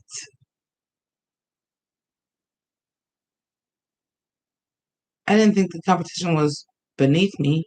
I said I shouldn't have been on season one because I've been doing this for 4.5 years. That's a fact. The runway is nothing. I got 4 closets full of clothes.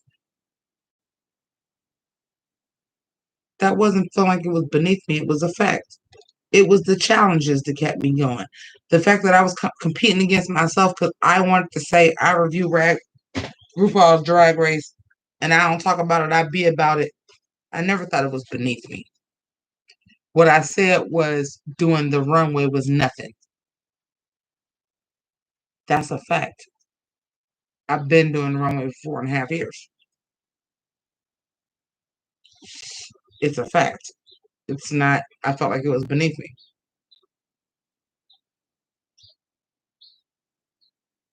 Maybe during the casting process, when I said I do this because I put that in my profile, I review RuPaul's Drag Race and I already do the challenges, blame them. I said that. I do the challenges. And I have been. I have a YouTube channel where I review RuPaul's Drag Race. And I do the challenges every week and have been doing so for 5 years.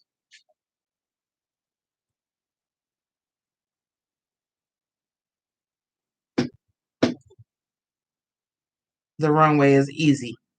It's not me being cocky. It's not me being funny. It's a fact.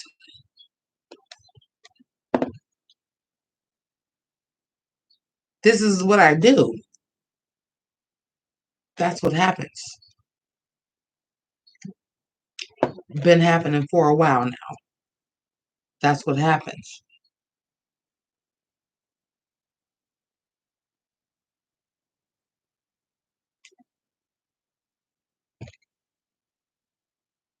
It's what I fucking do. And I've been on sick leave for a year and a half, so basically for a living.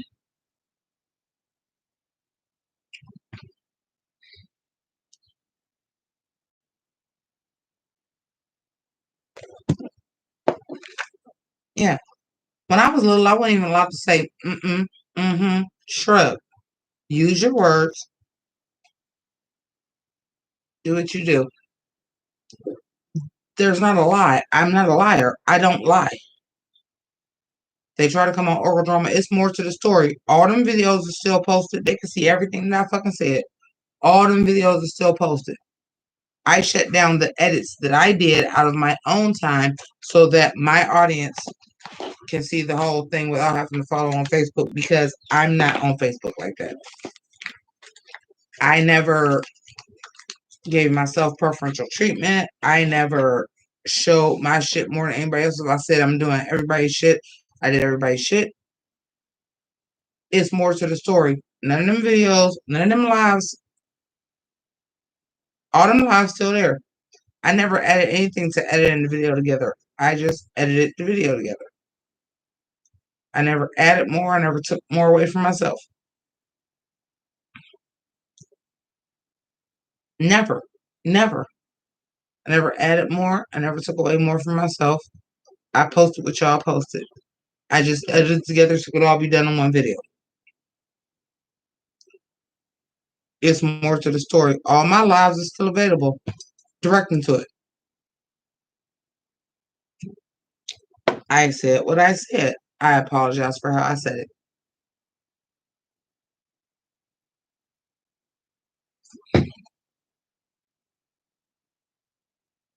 No, I have not gotten a chance to watch Astronomy Club.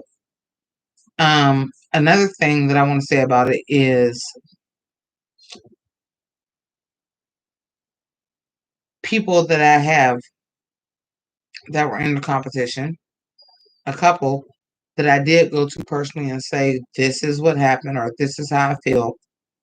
And they decided to jump out the window with it afterward, after I made it public. But it's not like I didn't come to you beforehand.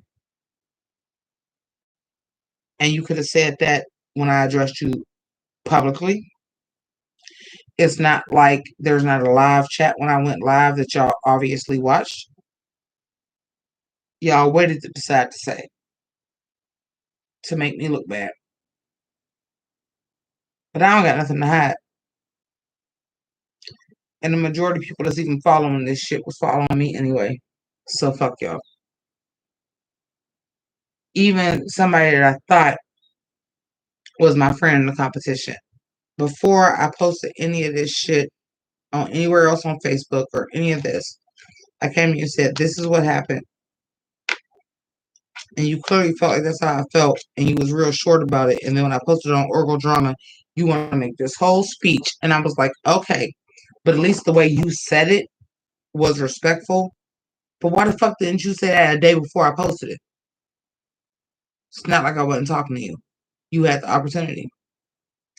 As far as I'm concerned, Nomi May, you cool, Ember Smoke, you family, the rest of y'all, fuck y'all. That's how I feel. Luis, who was in our production, that when I first posted on another org group and was like, are you saying we came for you? No, I'm not. In fact, I said production wasn't. But Ember already told me you was running your mouth in there too. I didn't tell him this. No, that ain't what I said. But Ember already said you was the one from production running your mouth. Somebody else from production was like, it was more to the story than this. Why wait? Because if that's how y'all felt, and then you said, well, we didn't decide to do this, any of y'all, we didn't decide to do this after you was about to bury your father, but y'all been felt like this. So why did you wait? Don't tell me you wasn't gonna wait a week, but y'all been felt like this. Don't tell me y'all couldn't wait a week, but y'all been felt like this. And if that was the case, y'all done been in these lives, y'all done been in these comments. Some of y'all I done reached out to individually. Tell the truth.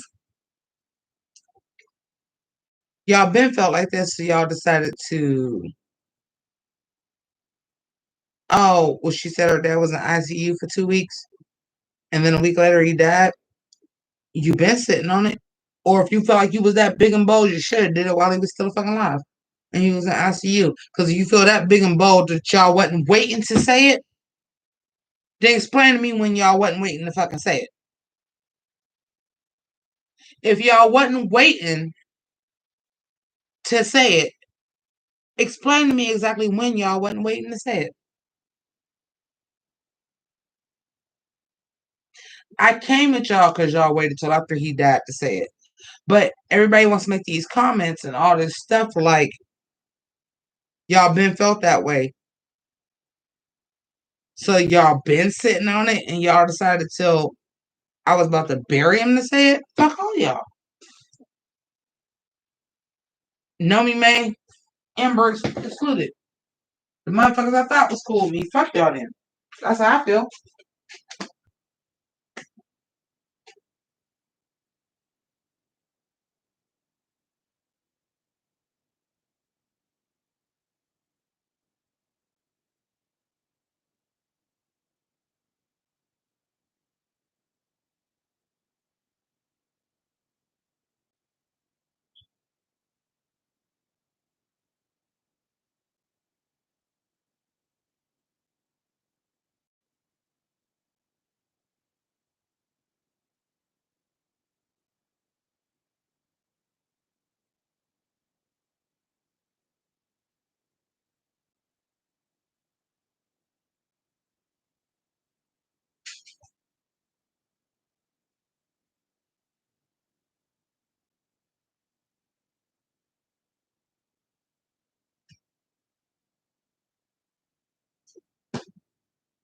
And this is the thing, y'all. And this is the thing. And this is the thing. And this is the thing for real. None of y'all mouth is as reckless as mine. My mouth is reckless. Y'all know this. Y'all house agrees. My mouth is reckless. So if I felt this way, either I was going to say it beforehand, ahead of time. I don't give a fuck if your father's in the hospital. I don't give a fuck if you in ICU. I don't care if you died on your deathbed. Either A, I would have said it then, or I would have held it till everything was okay. I'm the one out of all y'all that got the most reckless mouth. So if you want to say you wouldn't have said it beforehand and then you decided to say it, you're all fucking lying. Because you know who would have been the person that would have said this? And I don't give a fuck your father is in ICU. It would have been me. I'm the one that's reckless like that. At least I know my motherfucking self. I'm the one that's reckless like that.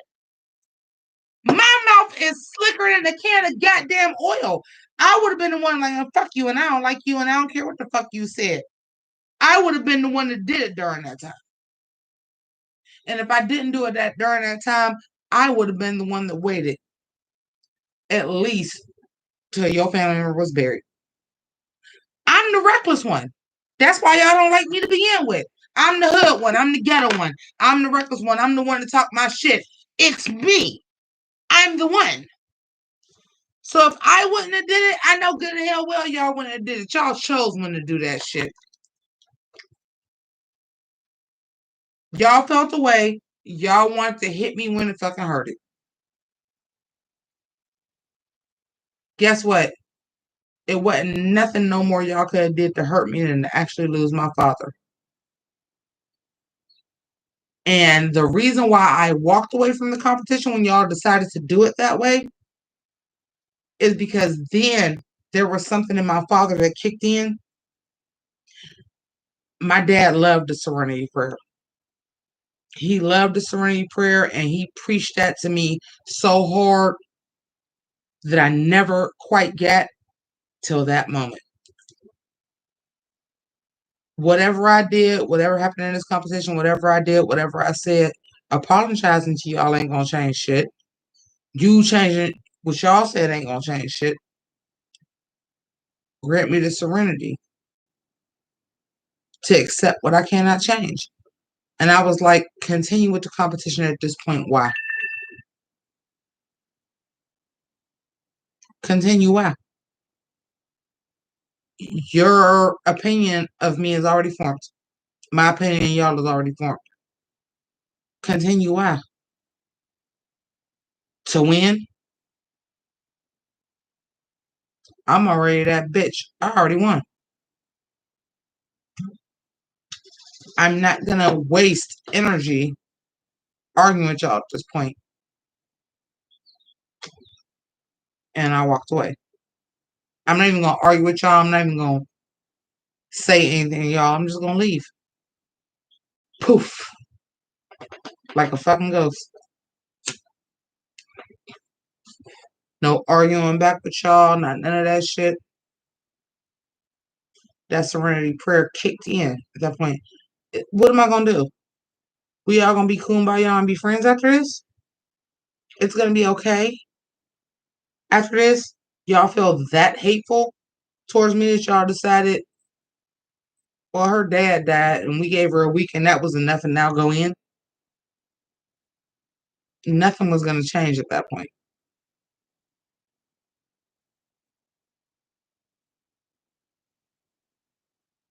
And I could have continued to fucking play this game. And what happened when I continued to play? And I didn't win, or I didn't make the final four, or I didn't win. Y'all so worried about my fan base. If I wouldn't have won, they'd have gotten y'all ass anyway. What was the fucking difference? I won. I had the support. I had the love. I had the best runways. I had the best track record by score. I won. And at that moment, as much as my father tried to preach me the serenity prayer, at that moment, doing that live, sitting in my mom's house, surrounded by pictures of my mother and father, in the room that used to be me and my sister's bedroom, that my dad took over as his TV room and decorated, and all this Pittsburgh Steelers shit hanging up. That was the moment that I understood the serenity prayer. I'm gonna keep competing for y'all to let me lose anyway, because you're not gonna give it to me. Because y'all feel away about all this other stuff. Y'all ain't gonna let me win anyway. So put extra strength, put extra stress on Monday when I gotta bury my dad on Thursday. Why?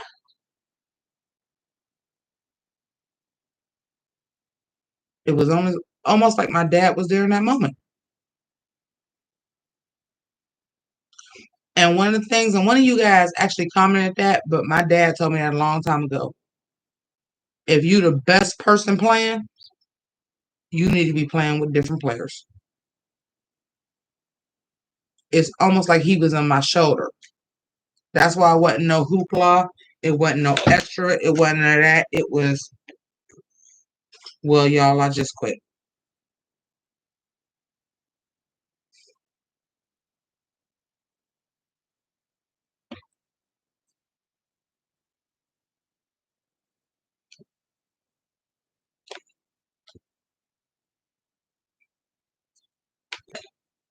That's where I was at.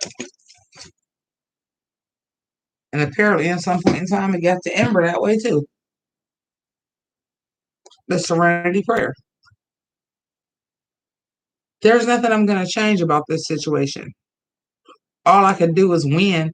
And if I don't win, everybody's going to know that's a fucking lie.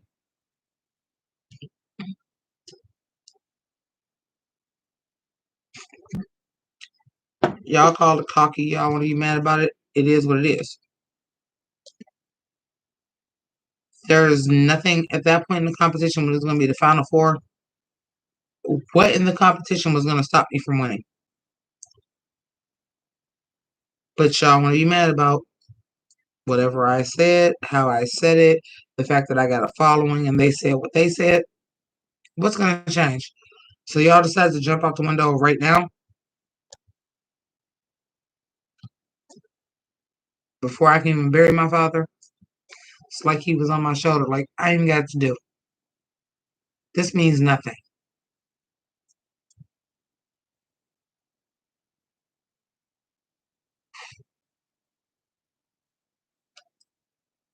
This means nothing.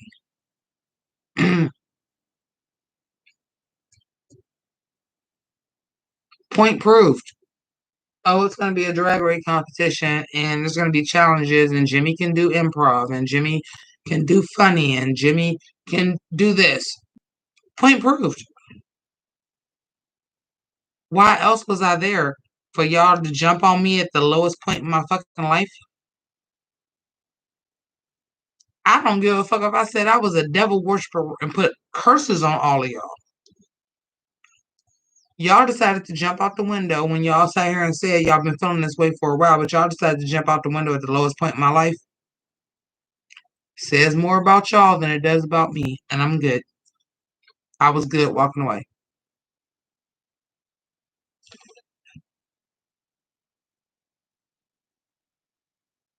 See, I don't pretend to be nice. I always said that I'm not a nice person, but I'm a good person. I didn't pretend to be nice. I was who I was at all fucking times. I didn't pretend to be a nice person, but I am a good person. And I do tell the truth. And I do apologize for how I said some things. I don't apologize for shit I said. I meant it. And the reason why I said it the way I meant it is because my father always told me don't say nothing unless you don't mean it. And I meant it. Don't speak on something if you don't know it's the truth. And I never did that either. I said it because I meant it. I apologize. I said it as harshly as I did. I'm fine. It's fine. Ember is fine.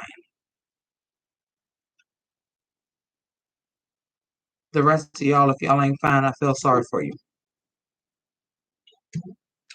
Should have got to know me a little bit better like Ember did. Because that child went to bat for me everywhere I fucking seen it at. And it wasn't because my father died. It's because Ember spoke out for what was right. Don't be fake nice. Because what I'm not going to do is be fake nice. I will be a good person. And I will do what I choose to do. But I'm not going to be fake nice. I'm not nice.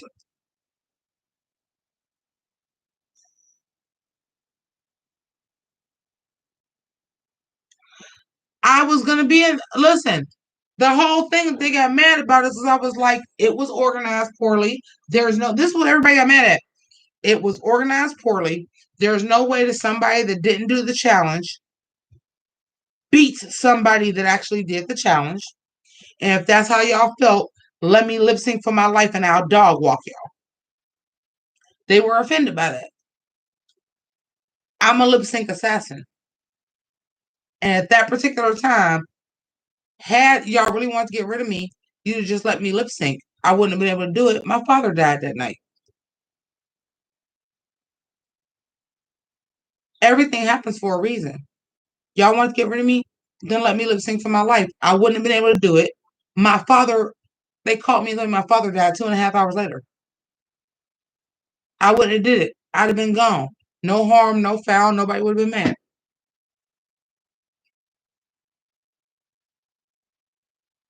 Ain't my fault you ain't looked Destiny in the fucking face. Wouldn't have lip synced anyway. My birthday was the next day, and I told you I don't have a challenge on my birthday. I'd have been out.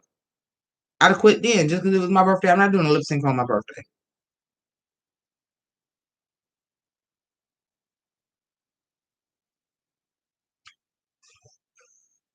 Now y'all got a top two that everybody know, only one of which deserve a goddamn win. Because only one other person, to me, to me, and they call it how they want to call it, and they can put it in here, and they can fill away if they want to. My father is God. I don't fuck with none of y'all but know me and Ember. Because none of y'all have checked on me since I fucking buried him 2 days ago. but them two. So all of y'all can suck a dick. I don't care. Because I don't care how you feel about somebody and however you feel about what they feel like. The end of the day, I lost my fucking father.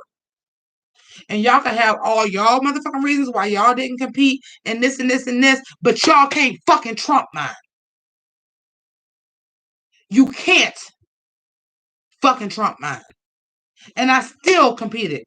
He went in the ICU. I fucking competed. He died. I competed. You can't trump my reason. And I can't give anybody else that benefit of the doubt. I'm built different. And I think because the way I talk and because I'm passionate and because I'm hood and I speak on what I speak on, y'all thought that was me being cocky. It wasn't be being cocky. That's who I am. I am my father's daughter and I'm the most like my father. And he was a cocky motherfucker too. And he was a cocky motherfucker because he backed it up. I am my father's child. This is what I was raised to do. I start something, I fucking finish it. Period. Because my mother and father raised me that way. I start something, I fucking finish it.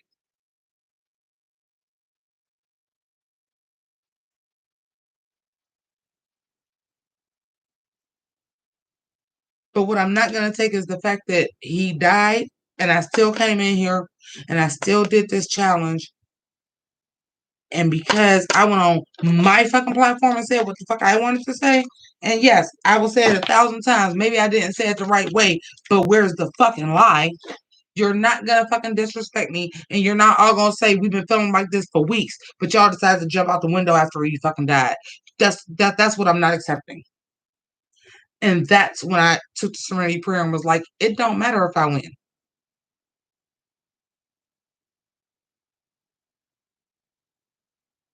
It doesn't matter if I win.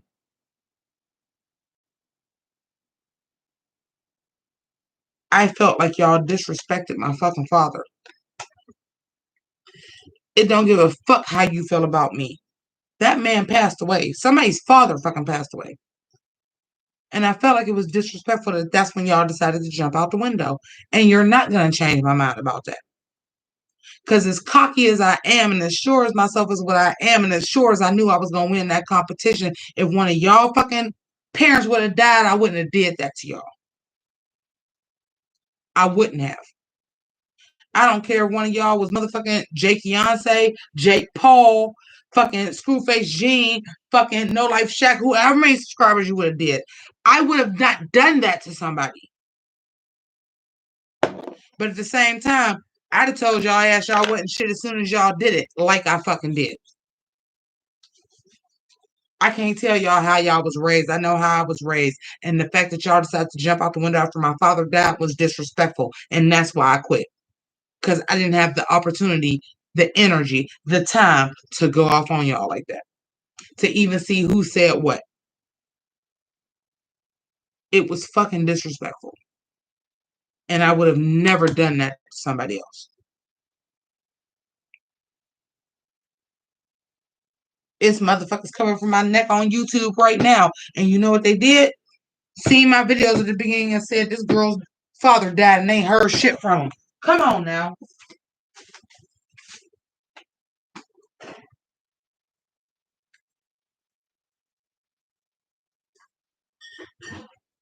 Come on now. Let's get into it. Let's get into it for real. Let's get into it for real. You think this game was the first motherfuckers that wanted to come at me on the internet? Let's talk about it for fucking real. Let's talk about it for real.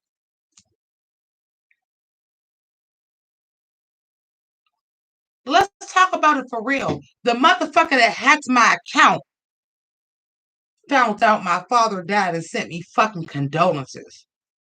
Let's talk about it for real. It's all fun and game. We play these org games, some of us take it more seriously than others.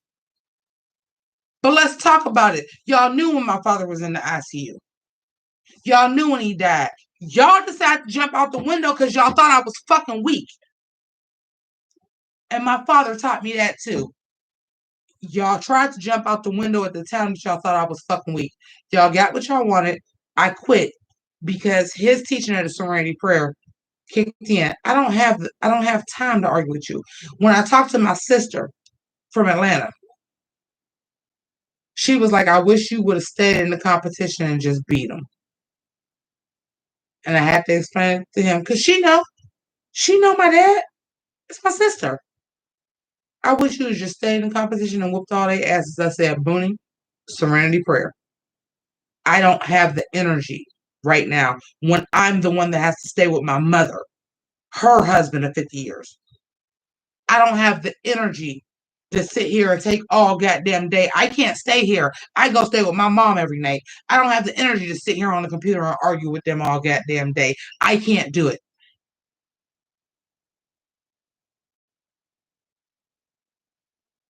I can't fucking do it. I have to be there with my mom. I am going through it myself. I am the child that's named after my father. Oh, for those of y'all who knew my name was Jamaica, did you not ever notice it was Jame, like James? I'm the one that's named after my father. I am the one that's the most like my dad. To the point where I was 21 years old, he wrote me a letter and said I was the most like his kids. I am the most like my dad. I didn't have the energy. And I knew right then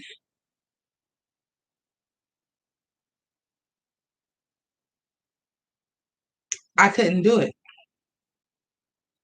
I don't have that fight. I got a lot of fight. And if y'all had kept me the week before that, and y'all wanted to come, dog walked y'all asses. I would have you behind the computer fucking crying. But instead, y'all picked the time that I was behind my computer crying that they ain't had shit to do with y'all. That's what y'all decided to do. I couldn't do it. And it wasn't fair to do it then. It was never a fair fight. Since somebody that I thought was my friend in the competition said I thought the competition was beneath me. How about this? It was. But y'all didn't pick a time that it was beneath me. Y'all picked when I was beneath something else that I can never fucking come back from. He's not coming back, y'all. He's gone. I can't never come back from that. And that's the time that y'all decided to attack. And I heard him with that serenity prayer. Why come back and half-ass it? I tried to do it for you because you wanted me to be a winner. You wanted me to follow through. But when that happened, he was like on my shoulder. He was like in my ear with that serenity prayer.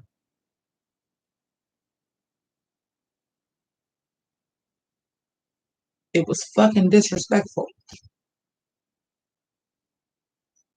Especially once I found out y'all been feeling like this for weeks. Y'all done been in these lives to say something. Y'all ain't say nothing in the live. Y'all never said to me anything else.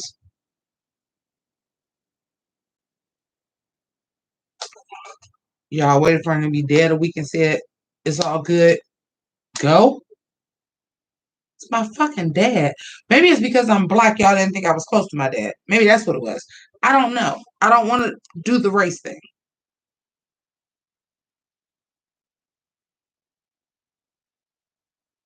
But it was disrespectful. And I would have never did that to nobody else.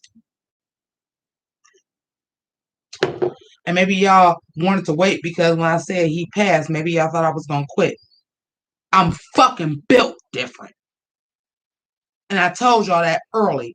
I'm fucking built different.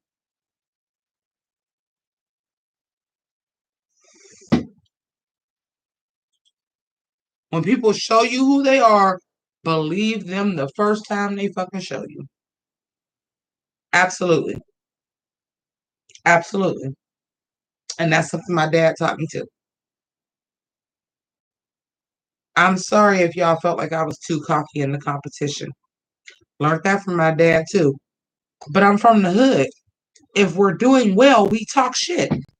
I done went through this in a couple other games. Yeah, I'm gonna talk my shit. I'm doing well. That's what we do. It's a game tactic. It's how I was raised. My dad was the best shit talker. Y'all think I'm a shit talker. Oh my God. My dad is the best shit talker you will ever see. And talk shit to me if we was playing games. Even as a kid. The best shit talker. It's generational. It's where you live at. It's where you from. My dad was the best shit talker ever. You don't even want to hear my dad talking shit playing spades. He will make you want to go cry. The best shit talker. And that's where I learned it from. Yeah, if I know I'm about to whoop your ass, I'm talking the most shit ever. And I still was never a better shit talker than my dad. He was that guy. I know y'all don't understand that because it's my dad. And anything that your dad does is amazing. But my dad really was that guy. And I realized there are some things in me because I felt like I was a princess. At the time, I thought I was his youngest. I'm the one that they were trying to have a boy. I'm the one that went to the sporting events with him. I'm the one that's named after him. All this shit. And I did hold myself to a certain level, like I was a princess, because my dad was a king in this fucking area. And don't you ever get it fucked up. He's a fucking urban legend. He's that dude. And I did think that I was a princess. And have I behaved like I was a spoiled fucking brat sometimes? Absolutely. Absolutely. I'm not gonna lie and say that I didn't. I thought I was some kind of fucking ghetto hood princess because of my dad, and I did. And I behaved as such. And I am entitled. And I am spoiled. But I also have his teachings. And I never talked that shit unless I knew I was about that shit. Because he taught me that too. And I'm sorry that in this competition I was talking all this whoop whoop whoop what. Because I had it like that. And where I'm from, I still got it like that. That's who I am. My problem is that y'all jumped out the window after he passed away and thought it was all sweet to decide now y'all want to say something. That's when I got angry. And that's when I walked away from the competition. Because if y'all been feeling about this like that for weeks, it's week 6 and he went to ICU week 3. I told y'all week 4 he was okay. I told y'all week 5 he was okay. Y'all want to jump out the window? I'm sorry, week 5 he died, but it was after the competition. Y'all decided y'all want to jump out the window? Scholar Star said, because I don't wait a week. You waited fucking 4. Because y'all all been feeling this way. I don't wait a week. Well, you decided to? Or do you feel a way that I and everybody else in my motherfucking camp said Nomi should have won? But that's how y'all feel. Shouts to Nomi though. Nomi been cool. Nomi, like I said, Nomi messaged me today and was like, I'm just thinking about you and your family. Nomi's a good person.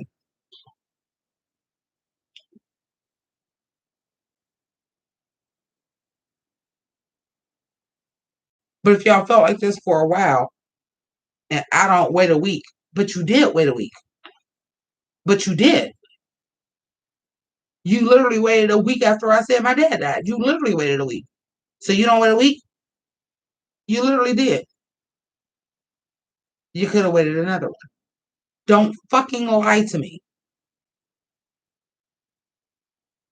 I have the spirit of discernment. I may not be the most religious person, and I swear, after all this happened, I will be. Because I will be going to church more and I will be learning more. Because I need that. But don't ever get it messed up like I'm not a Christian and I don't know. I've always been an empath. And I've always had the spirit of discernment. I've ignored it. I've had the spirit of discernment. I knew Nomi was good. I knew Ember was good. Lois, I thought you was cool. And I come to you and tell you I quit because this happened and them little 2 word sentences. And then when I post it publicly, now you want to give a whole speech. You could have gave that speech then. It was better worded than whatever people said. But if that's how you felt, and maybe it's because y'all don't know me, I appreciate honesty. Then tell me that's how I was being. You don't wait until my father dies and I'm at my fucking lowest point in my fucking life to decide to fucking pile on top of me. That's not what you do. And I would never do that to somebody else.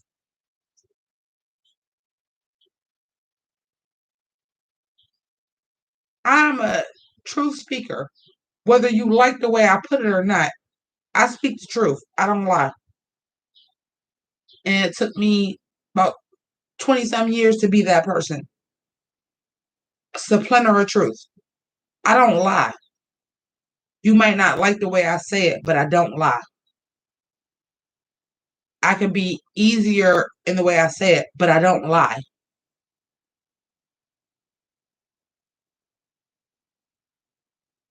If this is how y'all been feeling, why did y'all wait till after you fucking died to tell me? It wasn't the time. And even Lois, like I said, I came around and said, well, I quit because of this and this and this and this. And your little 2 word answers, I'm sorry, this and this and this and this. And then you wait till I put it on Orgo Drama to explain it to me.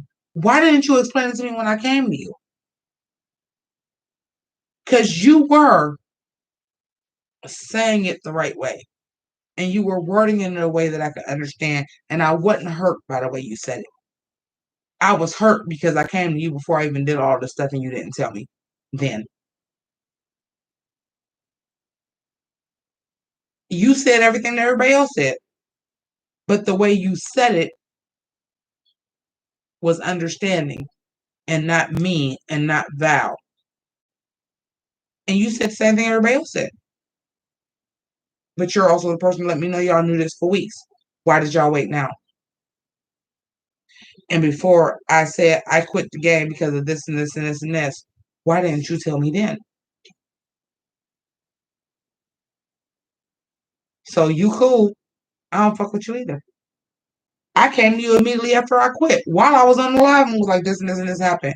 And like 2 word answers. And then when I put it on Oracle Drum, well, maybe if you would have said what you said then before I put it on Oracle Drum, maybe I wouldn't even put it on Oracle Drama. Because maybe I would have understood.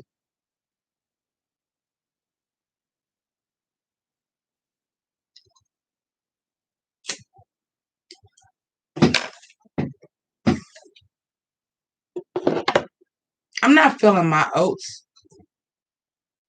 I'm feeling something that my father has taught me, has tried to explain to me for a long time. And I hate that I'm learning it after he passed away. I'm not feeling my oats. My father knew who was real and who was fake, and he tried to teach me. And he taught me the serenity prayer. And through all of this, blessed be is how I found out.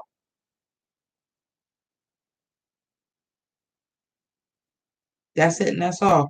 I'm not feeling my oats. This was something that I got smacked in the face with. Whether y'all believe in karma, whether y'all believe in God, whatever y'all believe in. During this and playing this game, thinking this was going to be a thing that distracted me from what was going on with my dad, and that my dad wanted me to do this because my dad wanted me to be a winner. I got slapped in the face with what my dad really wanted me to know. I'm not feeling my oats.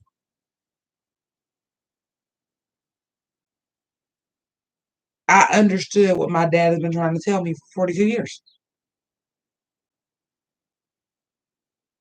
I had to learn the hard way.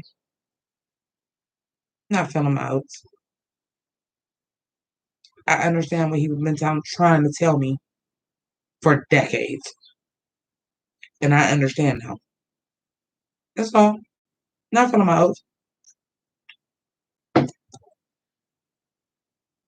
But one thing I will say, and he was built real big on this too, because he like worked at JJC and he worked at the group home and stuff like that. If you have parents that's trying to tell you something, please pay attention. You don't know when you're not gonna have them no more. Please pay attention. It's people that don't have their parents. It's people that have shit ass parents, like trash ass parents. Please pay attention. It's not that I'm feeling my oats. It's that God worked in mysterious ways. And during this little time of this little bullshit ass internet game I was playing was something that really smacked me over the head of things that my dad has been trying to teach me all my life. It just slapped me over the face. God is good and God is good all the time. He just slapped me in the face right at the end of his life and up through after he died. Something he had been trying to tell me for years. I see it now. I'm telling my oats. Just see what my dad been talking about all this time. That's all. That's all. Just seeing what he had been trying to tell me for years and years and years, decades. It took for him to die for it to smack me in the face of what he had been trying to tell me. That's all. No, you didn't upset me. I'm just really telling the truth. It was like the last gift that he gave to me. See, my dad was a very loving person and a very giving person. And my mom is a very loving person and a very giving person. And he encouraged that in me and my sisters. And we're that type of person. But everybody don't deserve it. And everybody is not going to be respectful. And everybody is not going to be like, you do what you do. But everybody's not going to be respectful of it. And everybody's not going to appreciate it for the gift that it is. And I just found out it wasn't Isaiah. I just found out it wasn't. And this was the journey that I had to see for something that I wanted to do for somebody else, like my dad and my mom are. My dad was and my mom is. I had to see that I was doing something for somebody else. I knew very early on. I had to edit these videos together for y'all to see it. I was doing this because I was like, yeah, we gonna get a win for the House of Grease, and y'all can see I talk it, how I walk it, and whatever, and do this. I had to see. I had to see. You might not be the nicest, and you might tell the truth, and you might say what it is and speak truth to power. But everybody's not. You feel like you're not nice. Not nice and not compassionate ain't the same thing. And because you're compassionate and you wouldn't do this. Oh, thank you, KB. Appreciate you. You don't feel like you're nice because you talk how you talk it, but you give, you do this, but you're compassionate and you think you're not nice. Did you not think that you were compassionate? And I had to see that. And I mean, I thought about this a lot. I'm not even gonna lie to y'all. I thought about this a lot. I'm like, had this happened to one of my competitors, would I have jumped on it? Or would I have been in contact with them? Would I have been messaging them every day, like, are you okay? This and this and this and this.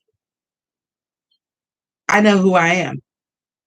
And even though I always say I'm not nice, I say it all the time. I'm not nice. I'm not sugarcoating shit. That's not who I am. I would have never did that to win a competition. I would have never did that. I would have been checking every day. Like I am with Ember. I mean, you know what I'm saying? I had to go through my own stuff. But Ember checked on me like every other day.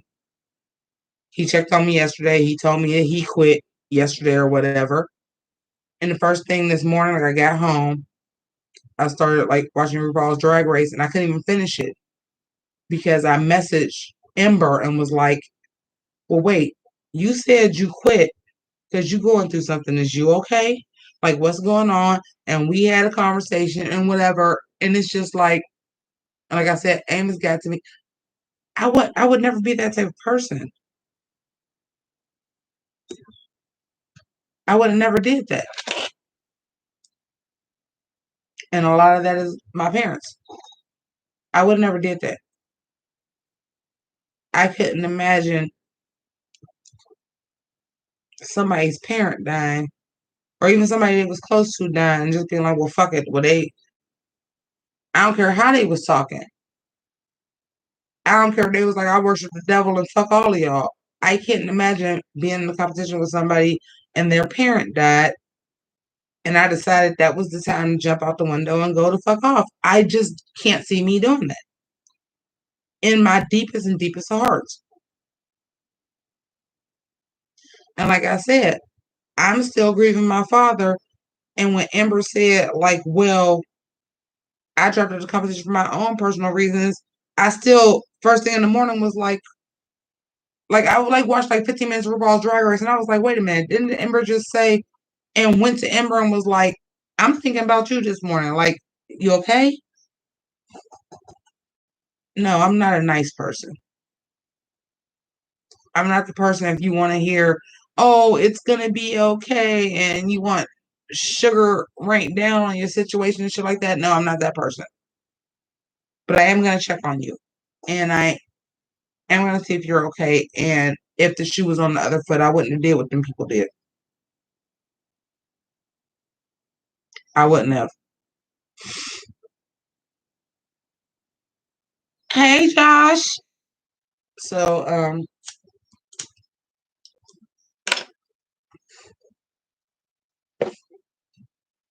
I may be a fucking spoiled ass princess, but I am compassionate and I am loving, and I did get that from my dad and my mom. And yeah, I don't see it.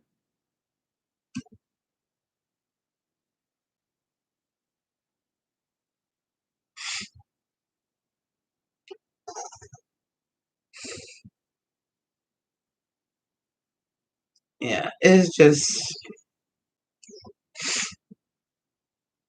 like I said, I quit because it was like my dad was in my ear with that serenity prayer, and I was like, and finish winning this competition based on what, disrespectful to the fact my father died. Like, no, I can't even argue with y'all. Y'all could have picked any other week and we'd have went toe to toe. Y'all picked when I was at my lowest fucking point to do that shit, regardless of what the fuck I said. Y'all picked when I was at my lowest point to decide to pile on me, and I couldn't do it.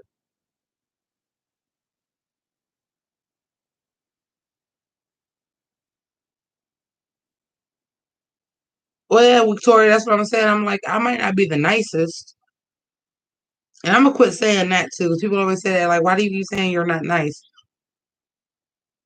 I don't think I'm a nice person, but I'm an honest person. I'm a good person. I'm a real person, and I try to do what I can do to be a nice person. And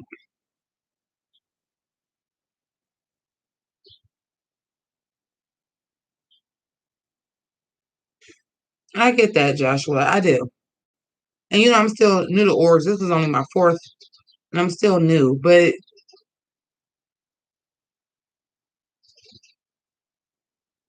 I don't know. Y'all talk amongst yourselves. I have to use the restroom. Eventually, I gotta take a shower. It's already 4:46. God, I gotta go back to my house.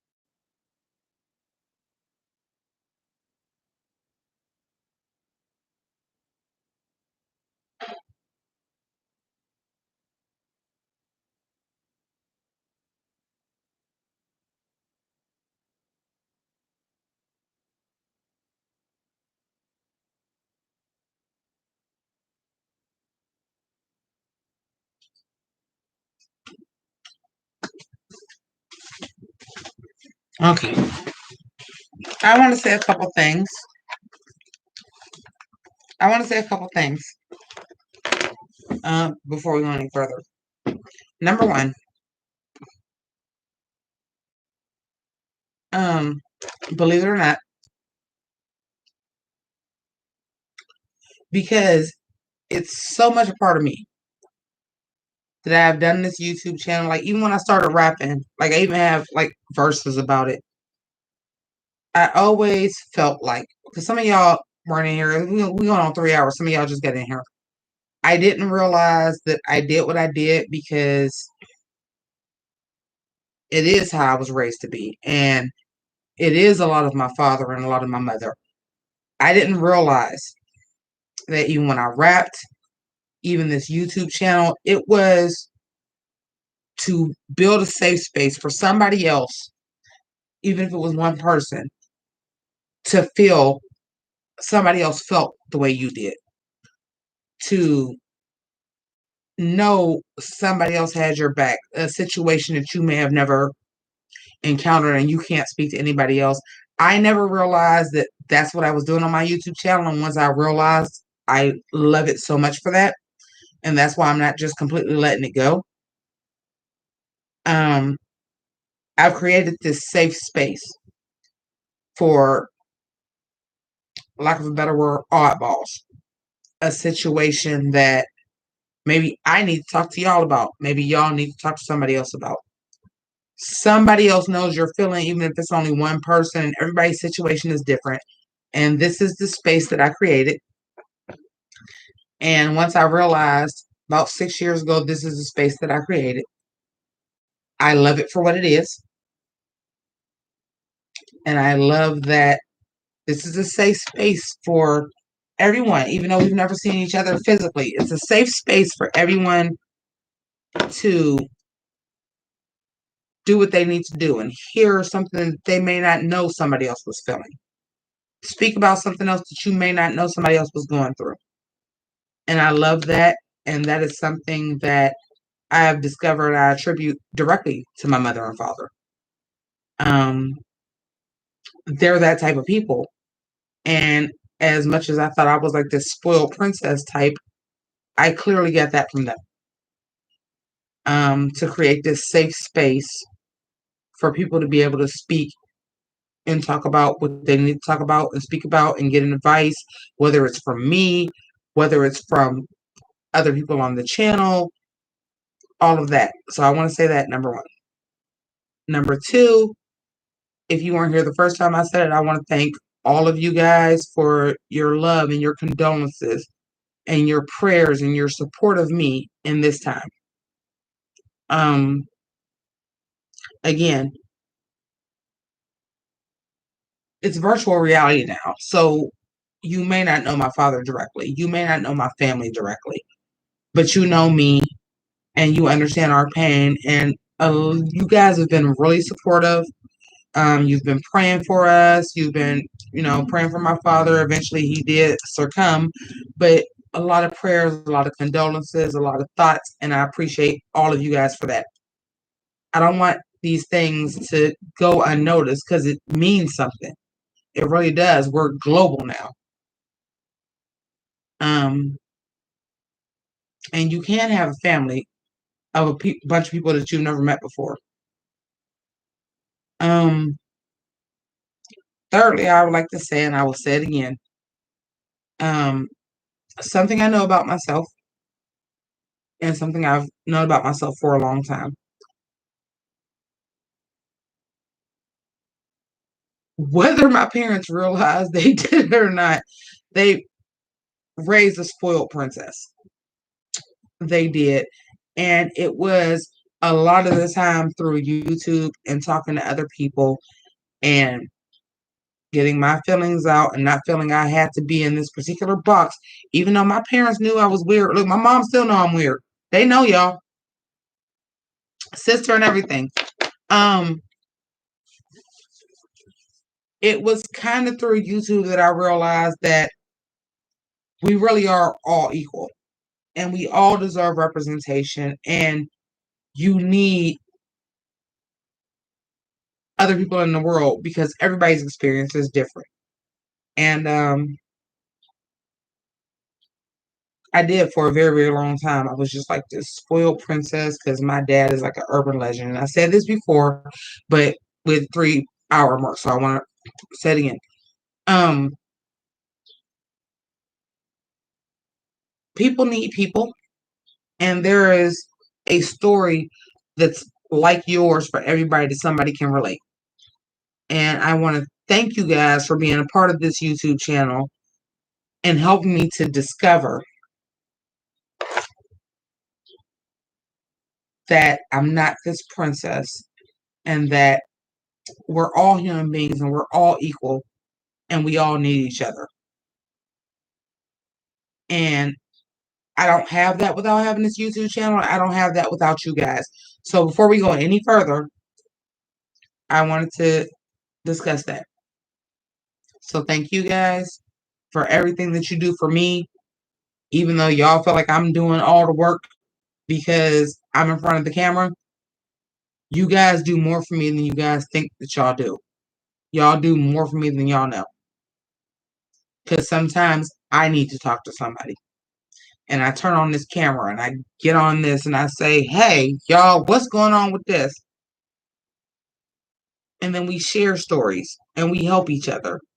And as much negative as there is in the internet and being able to connect with each other, there's a lot of good in it. And yeah, maybe I might present y'all with some good, but y'all give me a lot of good and a lot of help too. This is my therapy, and I appreciate each and every one of y'all that comes on the live, that subscribes to the channel, that watches anything. Because a lot of times it is my therapy.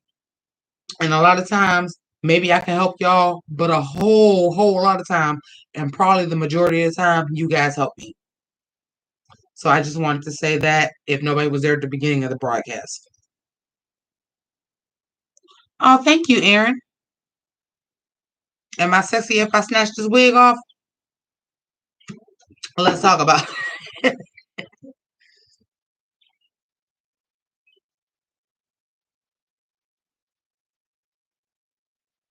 And I met Joshua. This is what I'm saying about how the internet can work and how you know somebody is genuine and how you can be have the spirit of discernment. Joshua is in the UK. I'm probably never gonna meet Joshua in real life. But when I found out about Joshua, he was an alumni of not RuPaul's Drag Race. I Love Bunny. I just like fell in love with Joshua like instantly.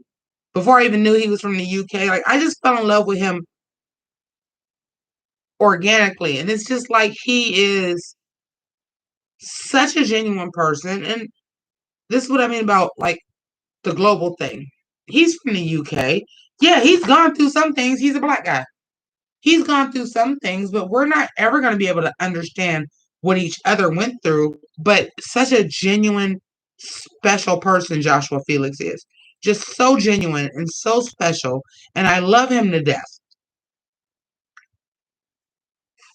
Just a genuinely good guy. And we're now here where it's global. And I wouldn't have without these org games. So there is some benefit to him. Without these org games, I would have never met Joshua Felix. He would have never met me. Just a genuinely good guy.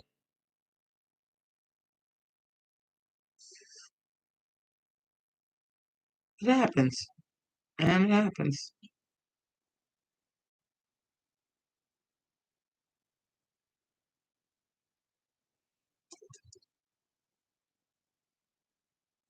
Yeah, it's a community.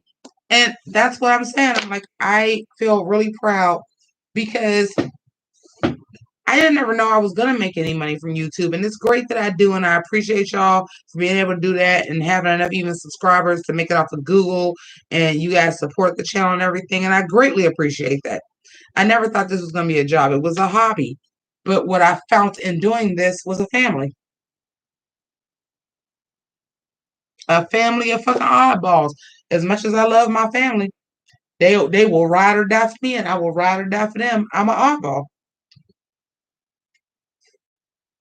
and that's okay too because they never asked me to be anybody but myself, and I found a way to be myself. And what's wrong with that? Oh, you genius! I appreciate that. We're actually doing really, really well. To let you know, we're actually doing really, really well. It's gonna hurt. It's gonna hurt. It's really gonna hurt. I think about my dad all the time. Like I've thought about him 1,000 times during this broadcast. I love him, but we're doing really well. We know where he's at. He was a good guy, man. He was a good guy. He did the most. He was a good guy. So we know where he's at, but like I think about him all the time. I love him. I'm never gonna not love him. It's my dad. But we're doing okay and I appreciate that. I really do. As for the upgrade, what did you do? Disappear for 2 hours and then go fucking watch Be Kind for Wine? We've been off that.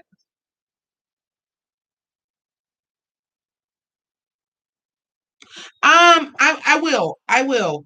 Aaron, I actually wanted to do that. Aaron, I don't know how new you are to the channel. My father passed away and then his funeral was a couple days ago and I'm here for a little bit. I have to move back in with my mom. I did wake up and do RuPaul's Drag Race proper, watched it and did the review, already posted that. I'm just I'm doing what I can. Okay. I'm sorry if you're new to the channel. I'm doing what I can. I'm doing what I can. I did know from last night, I did know they did do Canada's Next Drag Race. It just wasn't a priority today.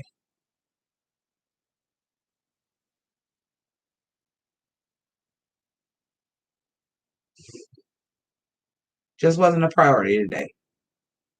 But I did thank you for bringing it up because I did want to talk about Canada's Next Drag Race, and I did. Um, just wasn't on my priority list this morning.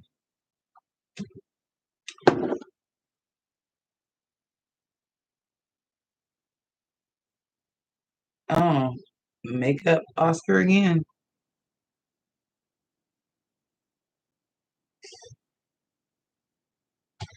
Yeah, I don't want to be all sad. Oh no,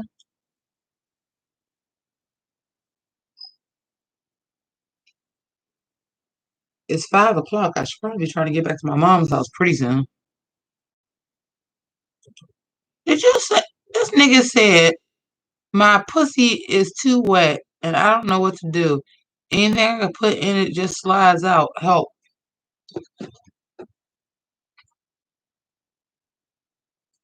May I suggest a dilator kit for a fucking butt plug? I don't know why your pussy is too wet. Dick too low. I'm sorry, not your dick. Your pussy is too wet. Well, dick too little then. Don't bother stepping to me. You get drowned. I ain't trying to drown, motherfucker. I ain't Kevin Costner, and this ain't Wonder World or Water World.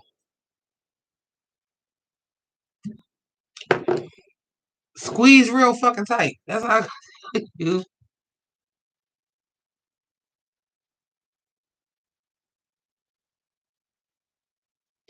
You mean she should have won or she shouldn't have won? We already talked about Geraldine Page.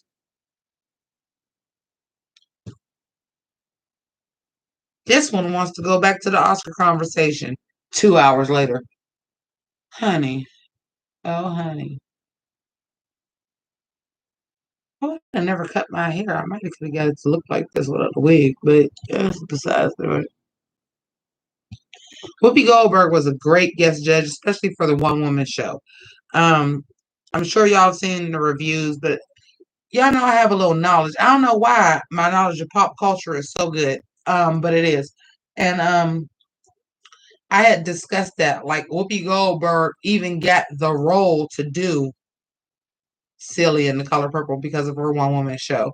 And she even said on the episode, like, even though we think she's funny, she's not really a stand-up comedian. She's like John Leguizamo. John Leguizamo's not a stand-up comedian. They're just good at telling stories, and the stories are good, and they're good storytellers. Um, I would even argue Robin Williams is not a stand-up comedian, just a really good storyteller, and the stories are funny.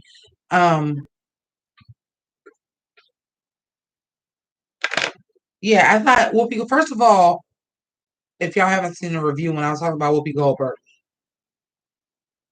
Goldberg is Black excellence personified. This Black woman who is the first EGOT winner, and an EGOT's a big thing. Now, John Legend is only the next Black person that won it and is the youngest EGOT winner ever. And they have almost 30 years between them.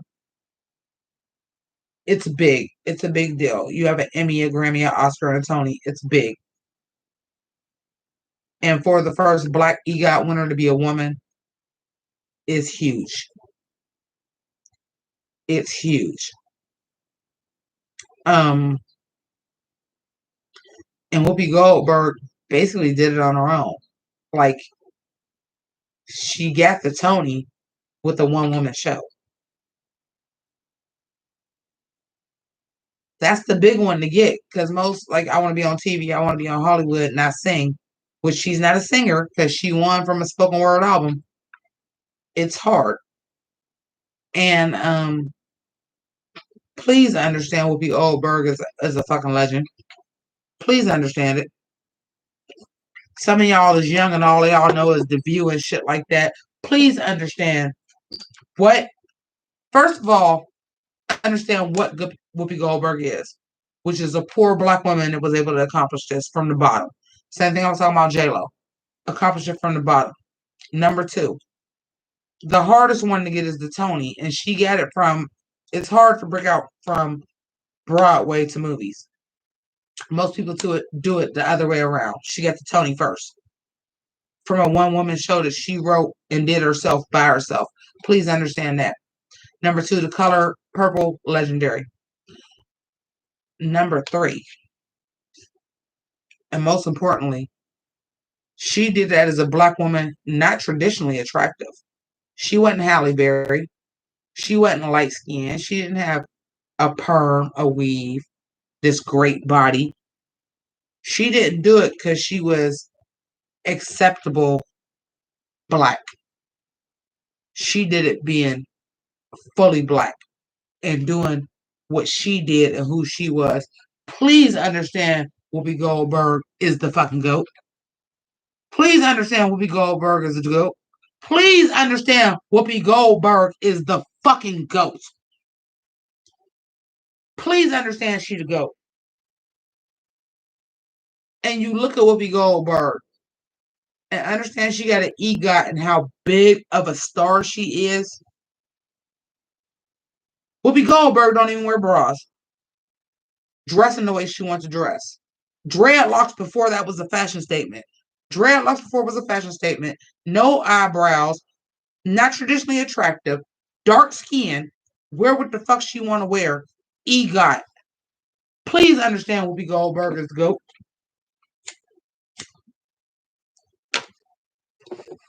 Never conformed to what anybody wanted her to be. Never conformed. I'm going to remind y'all again, go back and watch that Be Kind Rewind 1987 with Whoopi Goldberg and Geraldine Page. Go back and watch that. They was ripping her a new asshole. She doesn't look like a Hollywood star. She's not traditionally beautiful.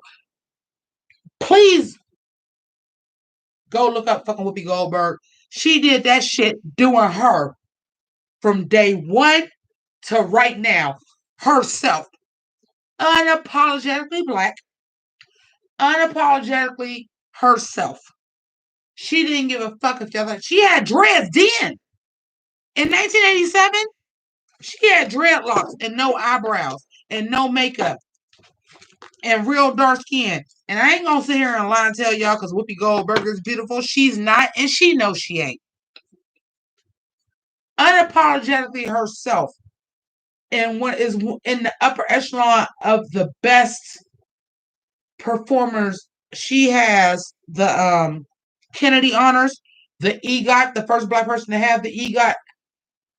Unapologetically herself, unapologetically Black, unapologetically a woman, unapologetically herself. Please know Whoopi Goldberg is the GOAT and she decided to come on RuPaul's Drag Race. That's an honor. That's a huge honor.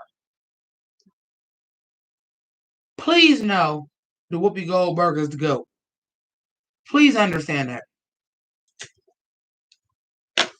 Whoopi Goldberg ain't changed shit about herself.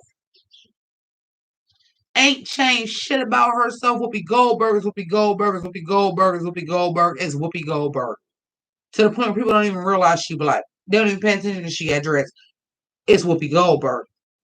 Please know Whoopi Goldberg is the GOAT.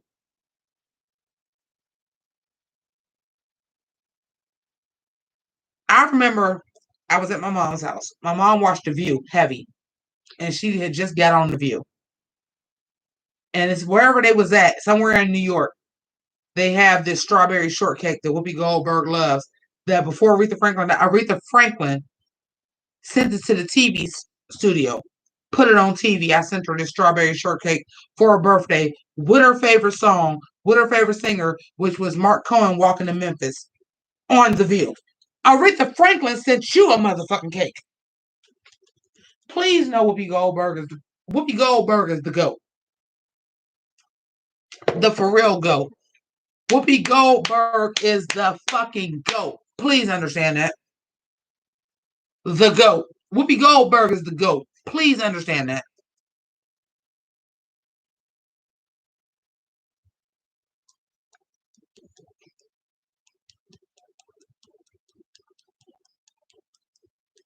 Shit, I don't like to fly either. I ain't mad at her. You want to go into something else? No, we're not going to talk about this white gay man that decides to go and drag. We're not going to change the conversation. Y'all better get a better goddamn transition than that. We're not going to. Whoopi Goldberg is the GOAT for real. That's not going to be the best transition. We're not going to go into Brooklyn Heights from fucking Whoopi Goldberg. Whoopi Goldberg is the GOAT for real. Do you know how hard it is to get an EGOT? Do you know that fucking Bette Midler don't get an EGOT? Do you know that fucking Barbara Streisand got an EGOT 15 years after fucking Whoopi Goldberg? Whoopi Goldberg is the GOAT for real. The real fucking GOAT. Whoopi Goldberg is the GOAT. Get into it. Where are my people that's been looking back and doing the research? Barbara Streisand ain't get the EGOT till 15 years after Whoopi Goldberg. As a black woman that looked like what she looked like, unapologetically, this is what I look like. Fuck y'all. The GOAT. Whoopi Goldberg is the fucking GOAT. Bet don't have an EGOT.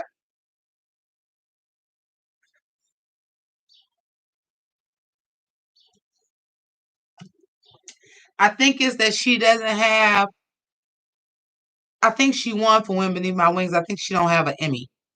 No, she has an Emmy. Check it for me. Maybe she do got an EGOT. Or maybe she didn't win for the Wind Beneath My Wings, and I think she did.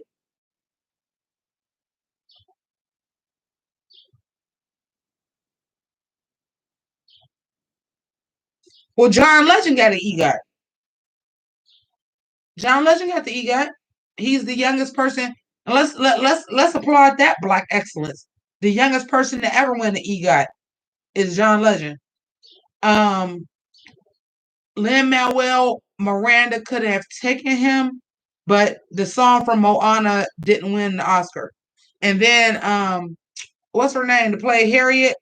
If she would have won Best Actress, she'd have been the youngest person to get the EGOT.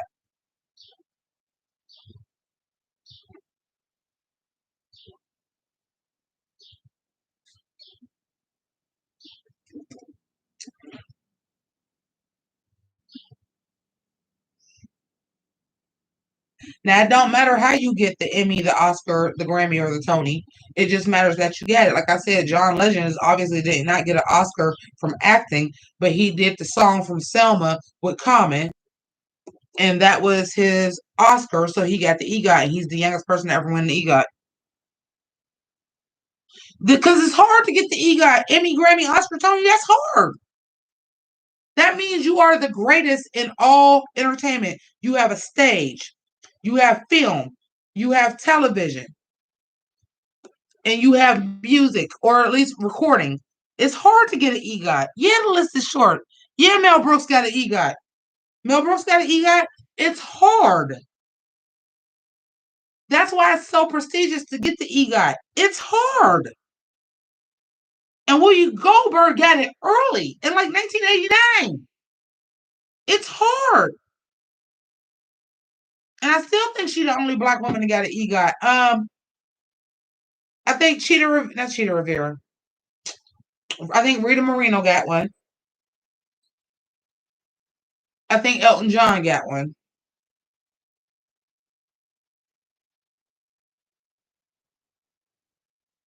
But the Tony is the hard one. Like I know Lin Manuel Miranda was close to getting one, and John Legend got one when he won for Jesus Christ Superstar. He got one, and he's the youngest person to ever get one. That was his Emmy. Yes, Lin Manuel Miranda got one. Elton John didn't get one. What don't Elton John got? Emmy? Elton John ain't got an Emmy. Andrew Lloyd Webber. Yeah, that makes sense.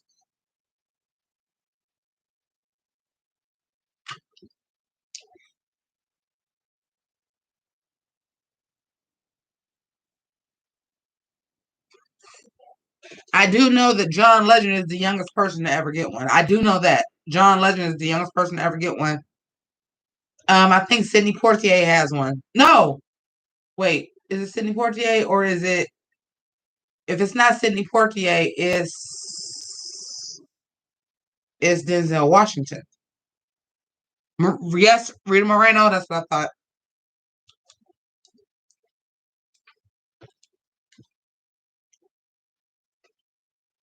It's not easy to get. Like I said, the list is short.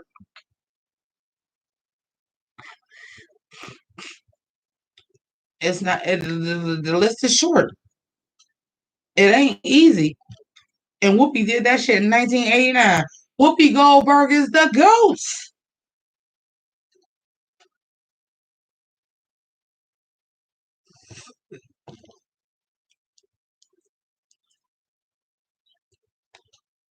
Whoopi Goldberg is the goat. Goat. I keep trying to tell y'all. And then she came up on RuPaul's Drag Race. I was like, fucking Jada Essence Hall. I was like, I would have passed out. They said, and Whoopi Goldberg, I just passed out right on the floor. She did it in 16 years. Y'all know how fast that was? Is she the only black woman that has it? Candy, why you looking up? Is she the only black woman that has the EGOT? I think so. Yeah, John Legend did it early. Yeah, John Legend did it real fast.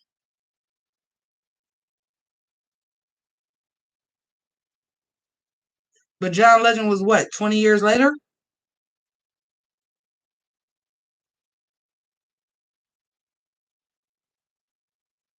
Yeah. Whoopi Goldberg is the only black woman that did it. Name some other people of color that did it, or some people of note. Name some other people of note that did the EGOT. Y'all gonna learn today. Y'all got me on my pulpit all goddamn day.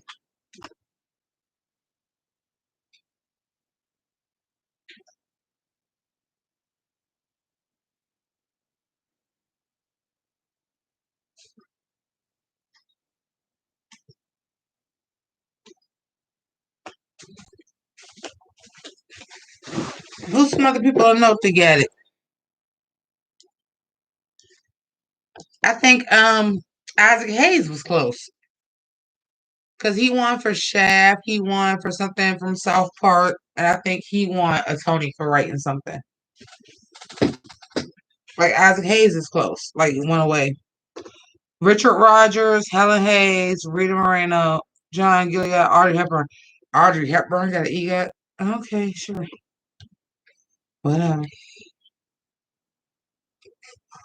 She got it from Moon River. Oh, okay, whatever.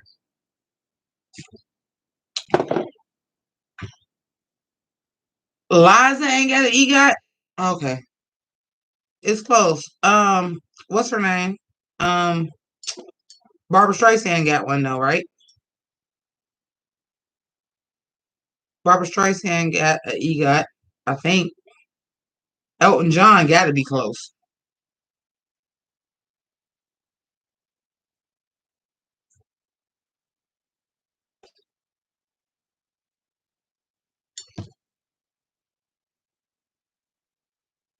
Elton John got to be close.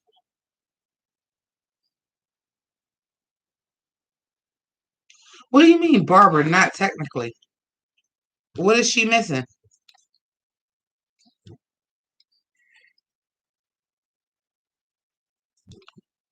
What's she got? An honorary what? Mm. Oh yeah, I don't count. I don't count. I want. Is it another black woman to get one besides?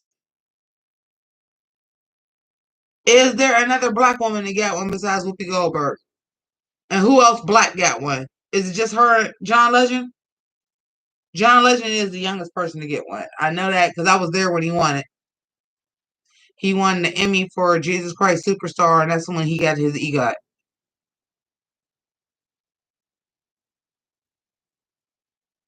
It's only Whoopi Goldberg is the only black woman to get an EGOT. Excellent. I keep telling y'all, Whoopi Goldberg is the GOAT. I keep telling y'all, Whoopi Goldberg is the GOAT.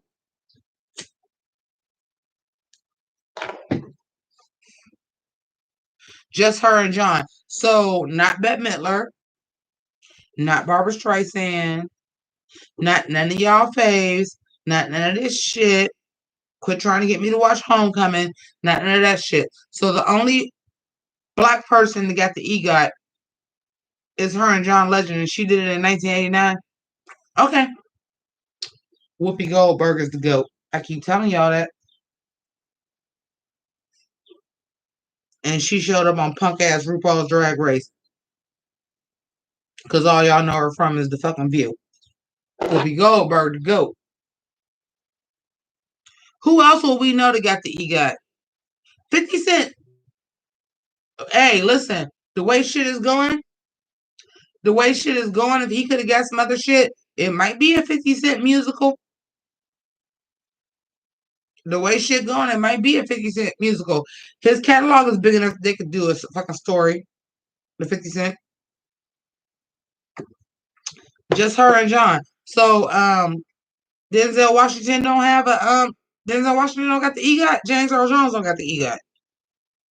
I'm trying to think of people that came from like Broadway. James Earl Jones came from Broadway, and so did Denzel Washington. They don't got the EGOT.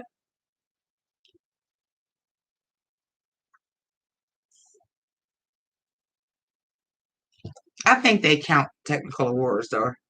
I really do. I think they've been counting those. But I mean, did you win? But did you win? I think they do count technical awards, but did you win?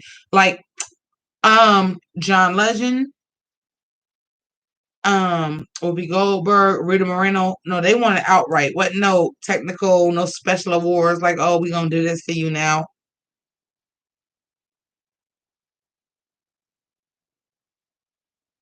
Look, let me look on my own damn phone.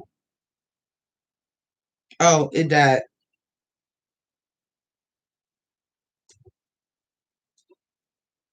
Oh, my real oh my phone died. Hold on.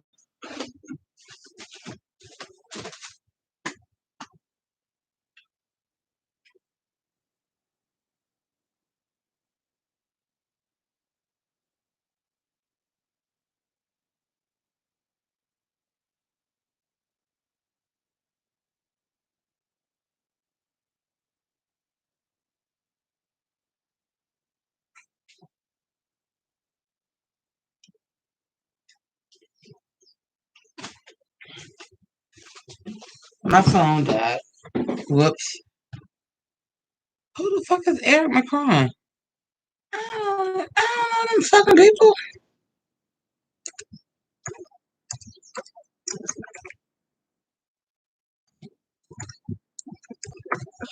You don't tell me like I know. I gotta charge my phone up.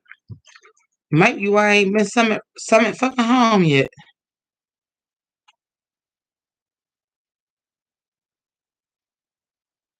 Okay, I know Mel Brooks. I know Aubrey Hepburn. I know Rita Moreno.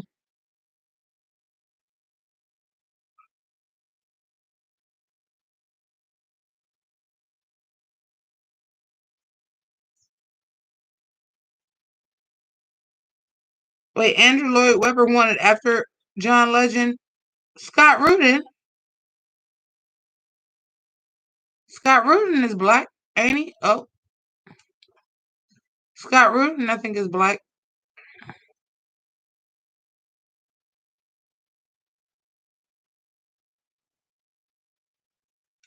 Wait, nobody said no. You're lying.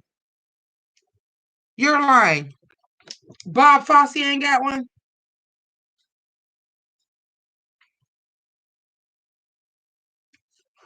Bob Fosse don't have one. No, you're lying. Bob Fosse don't have a fucking. He got. You're lying. Bob Fosse is not.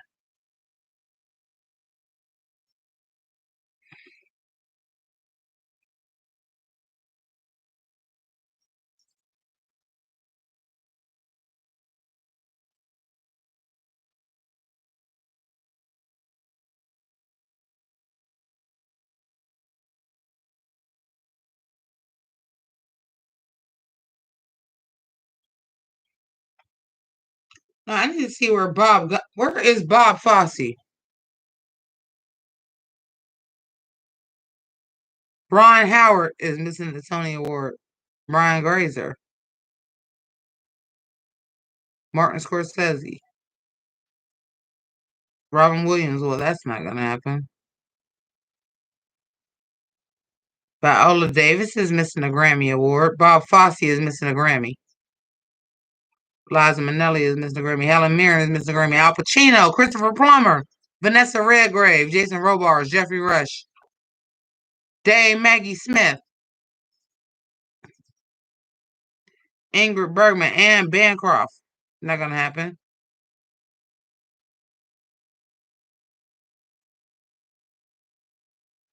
Missing the Emmy. Elton John. Okay.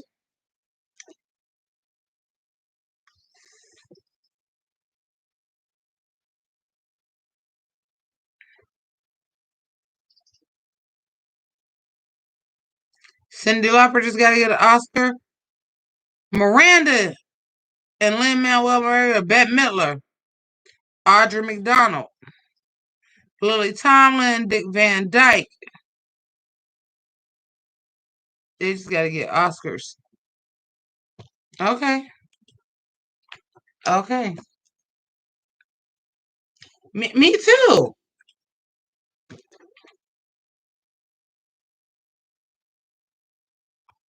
Me too.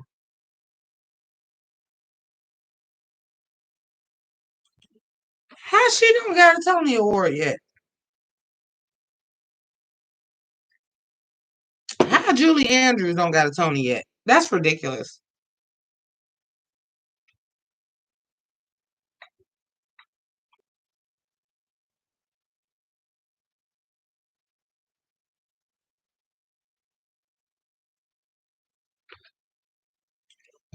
That's ridiculous. Who didn't give Julie Andrews a fucking Tony?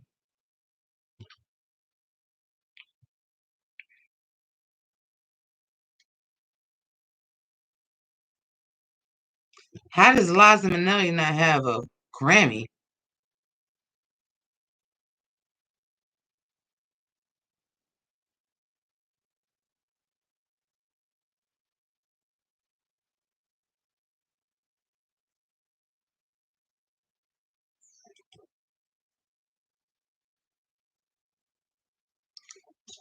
I mean, look. Yeah, we gotta get Carmi and Tony award. Where you at, Lin Manuel Miranda? Let Carmen write a couple of lyrics. Let Carmen write a couple of lyrics. Let's go. Let's go. Let's go. Let's go.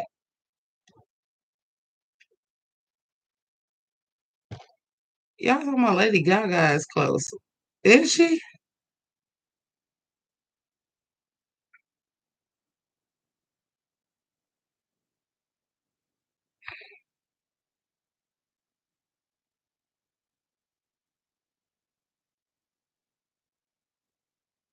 Hugh Jackman is like really close.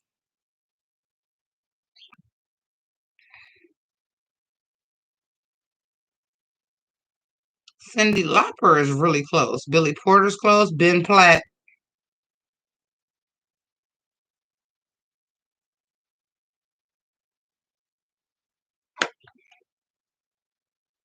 Harry Belafonte. Harry Belafonte should have got an Oscar for Carmen Jones. You know, race.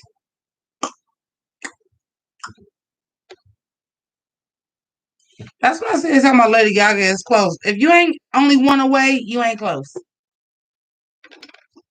If you ain't only got one away, you ain't close. If you halfway there, you ain't close.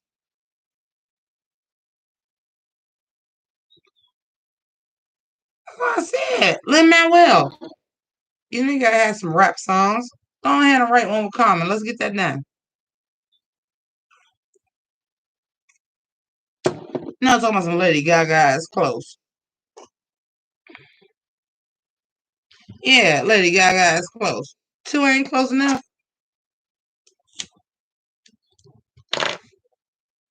What Lady Gaga got? An Oscar and a Grammy? That's halfway. We talking about three. That ain't close. Halfway ain't close for this. Halfway ain't close for this. Half these people can't even go. They dead. That ain't close. You still living. 5'2". You ain't close. Quentin.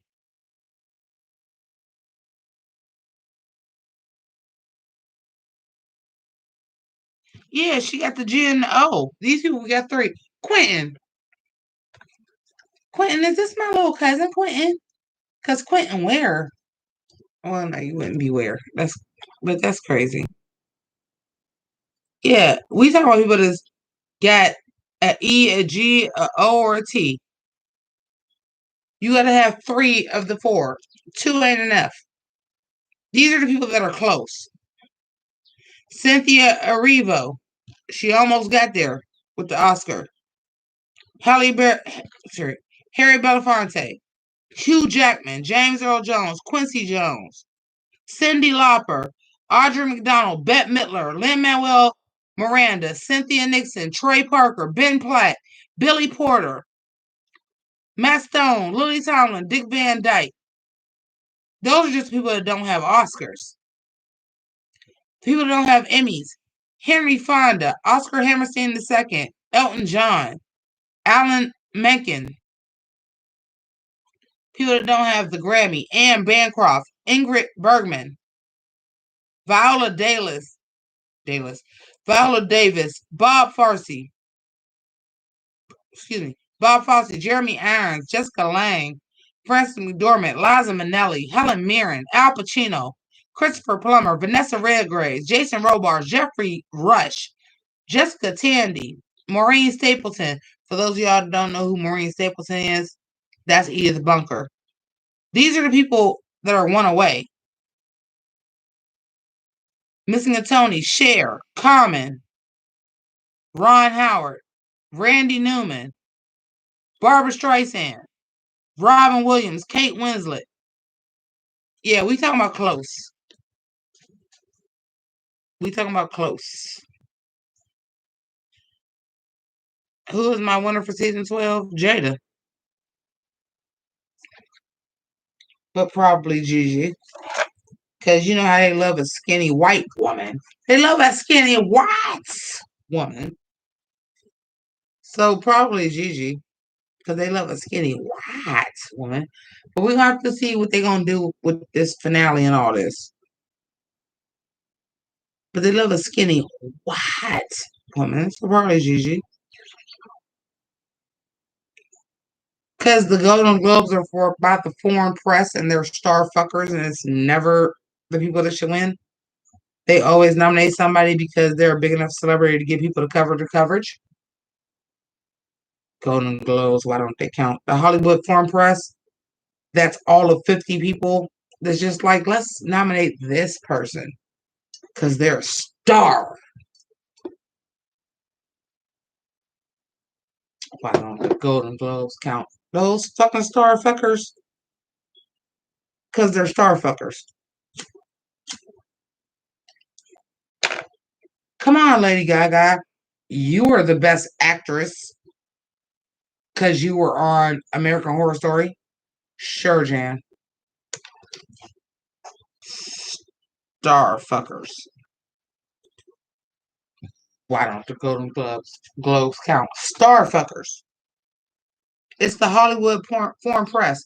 Why aren't there more foreign movies? Because you're a star, and we can get pictures of you on the red carpet, and we're going to get more coverage because we're star fuckers. Why don't the Golden Globes count?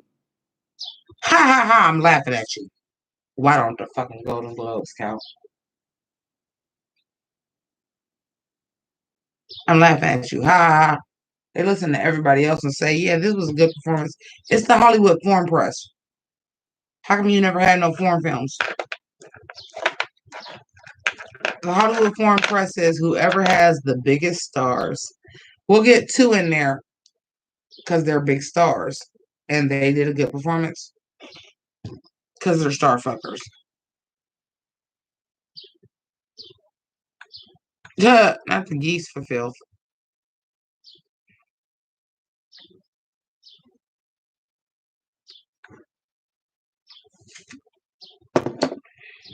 Not you was reading the geese for filth.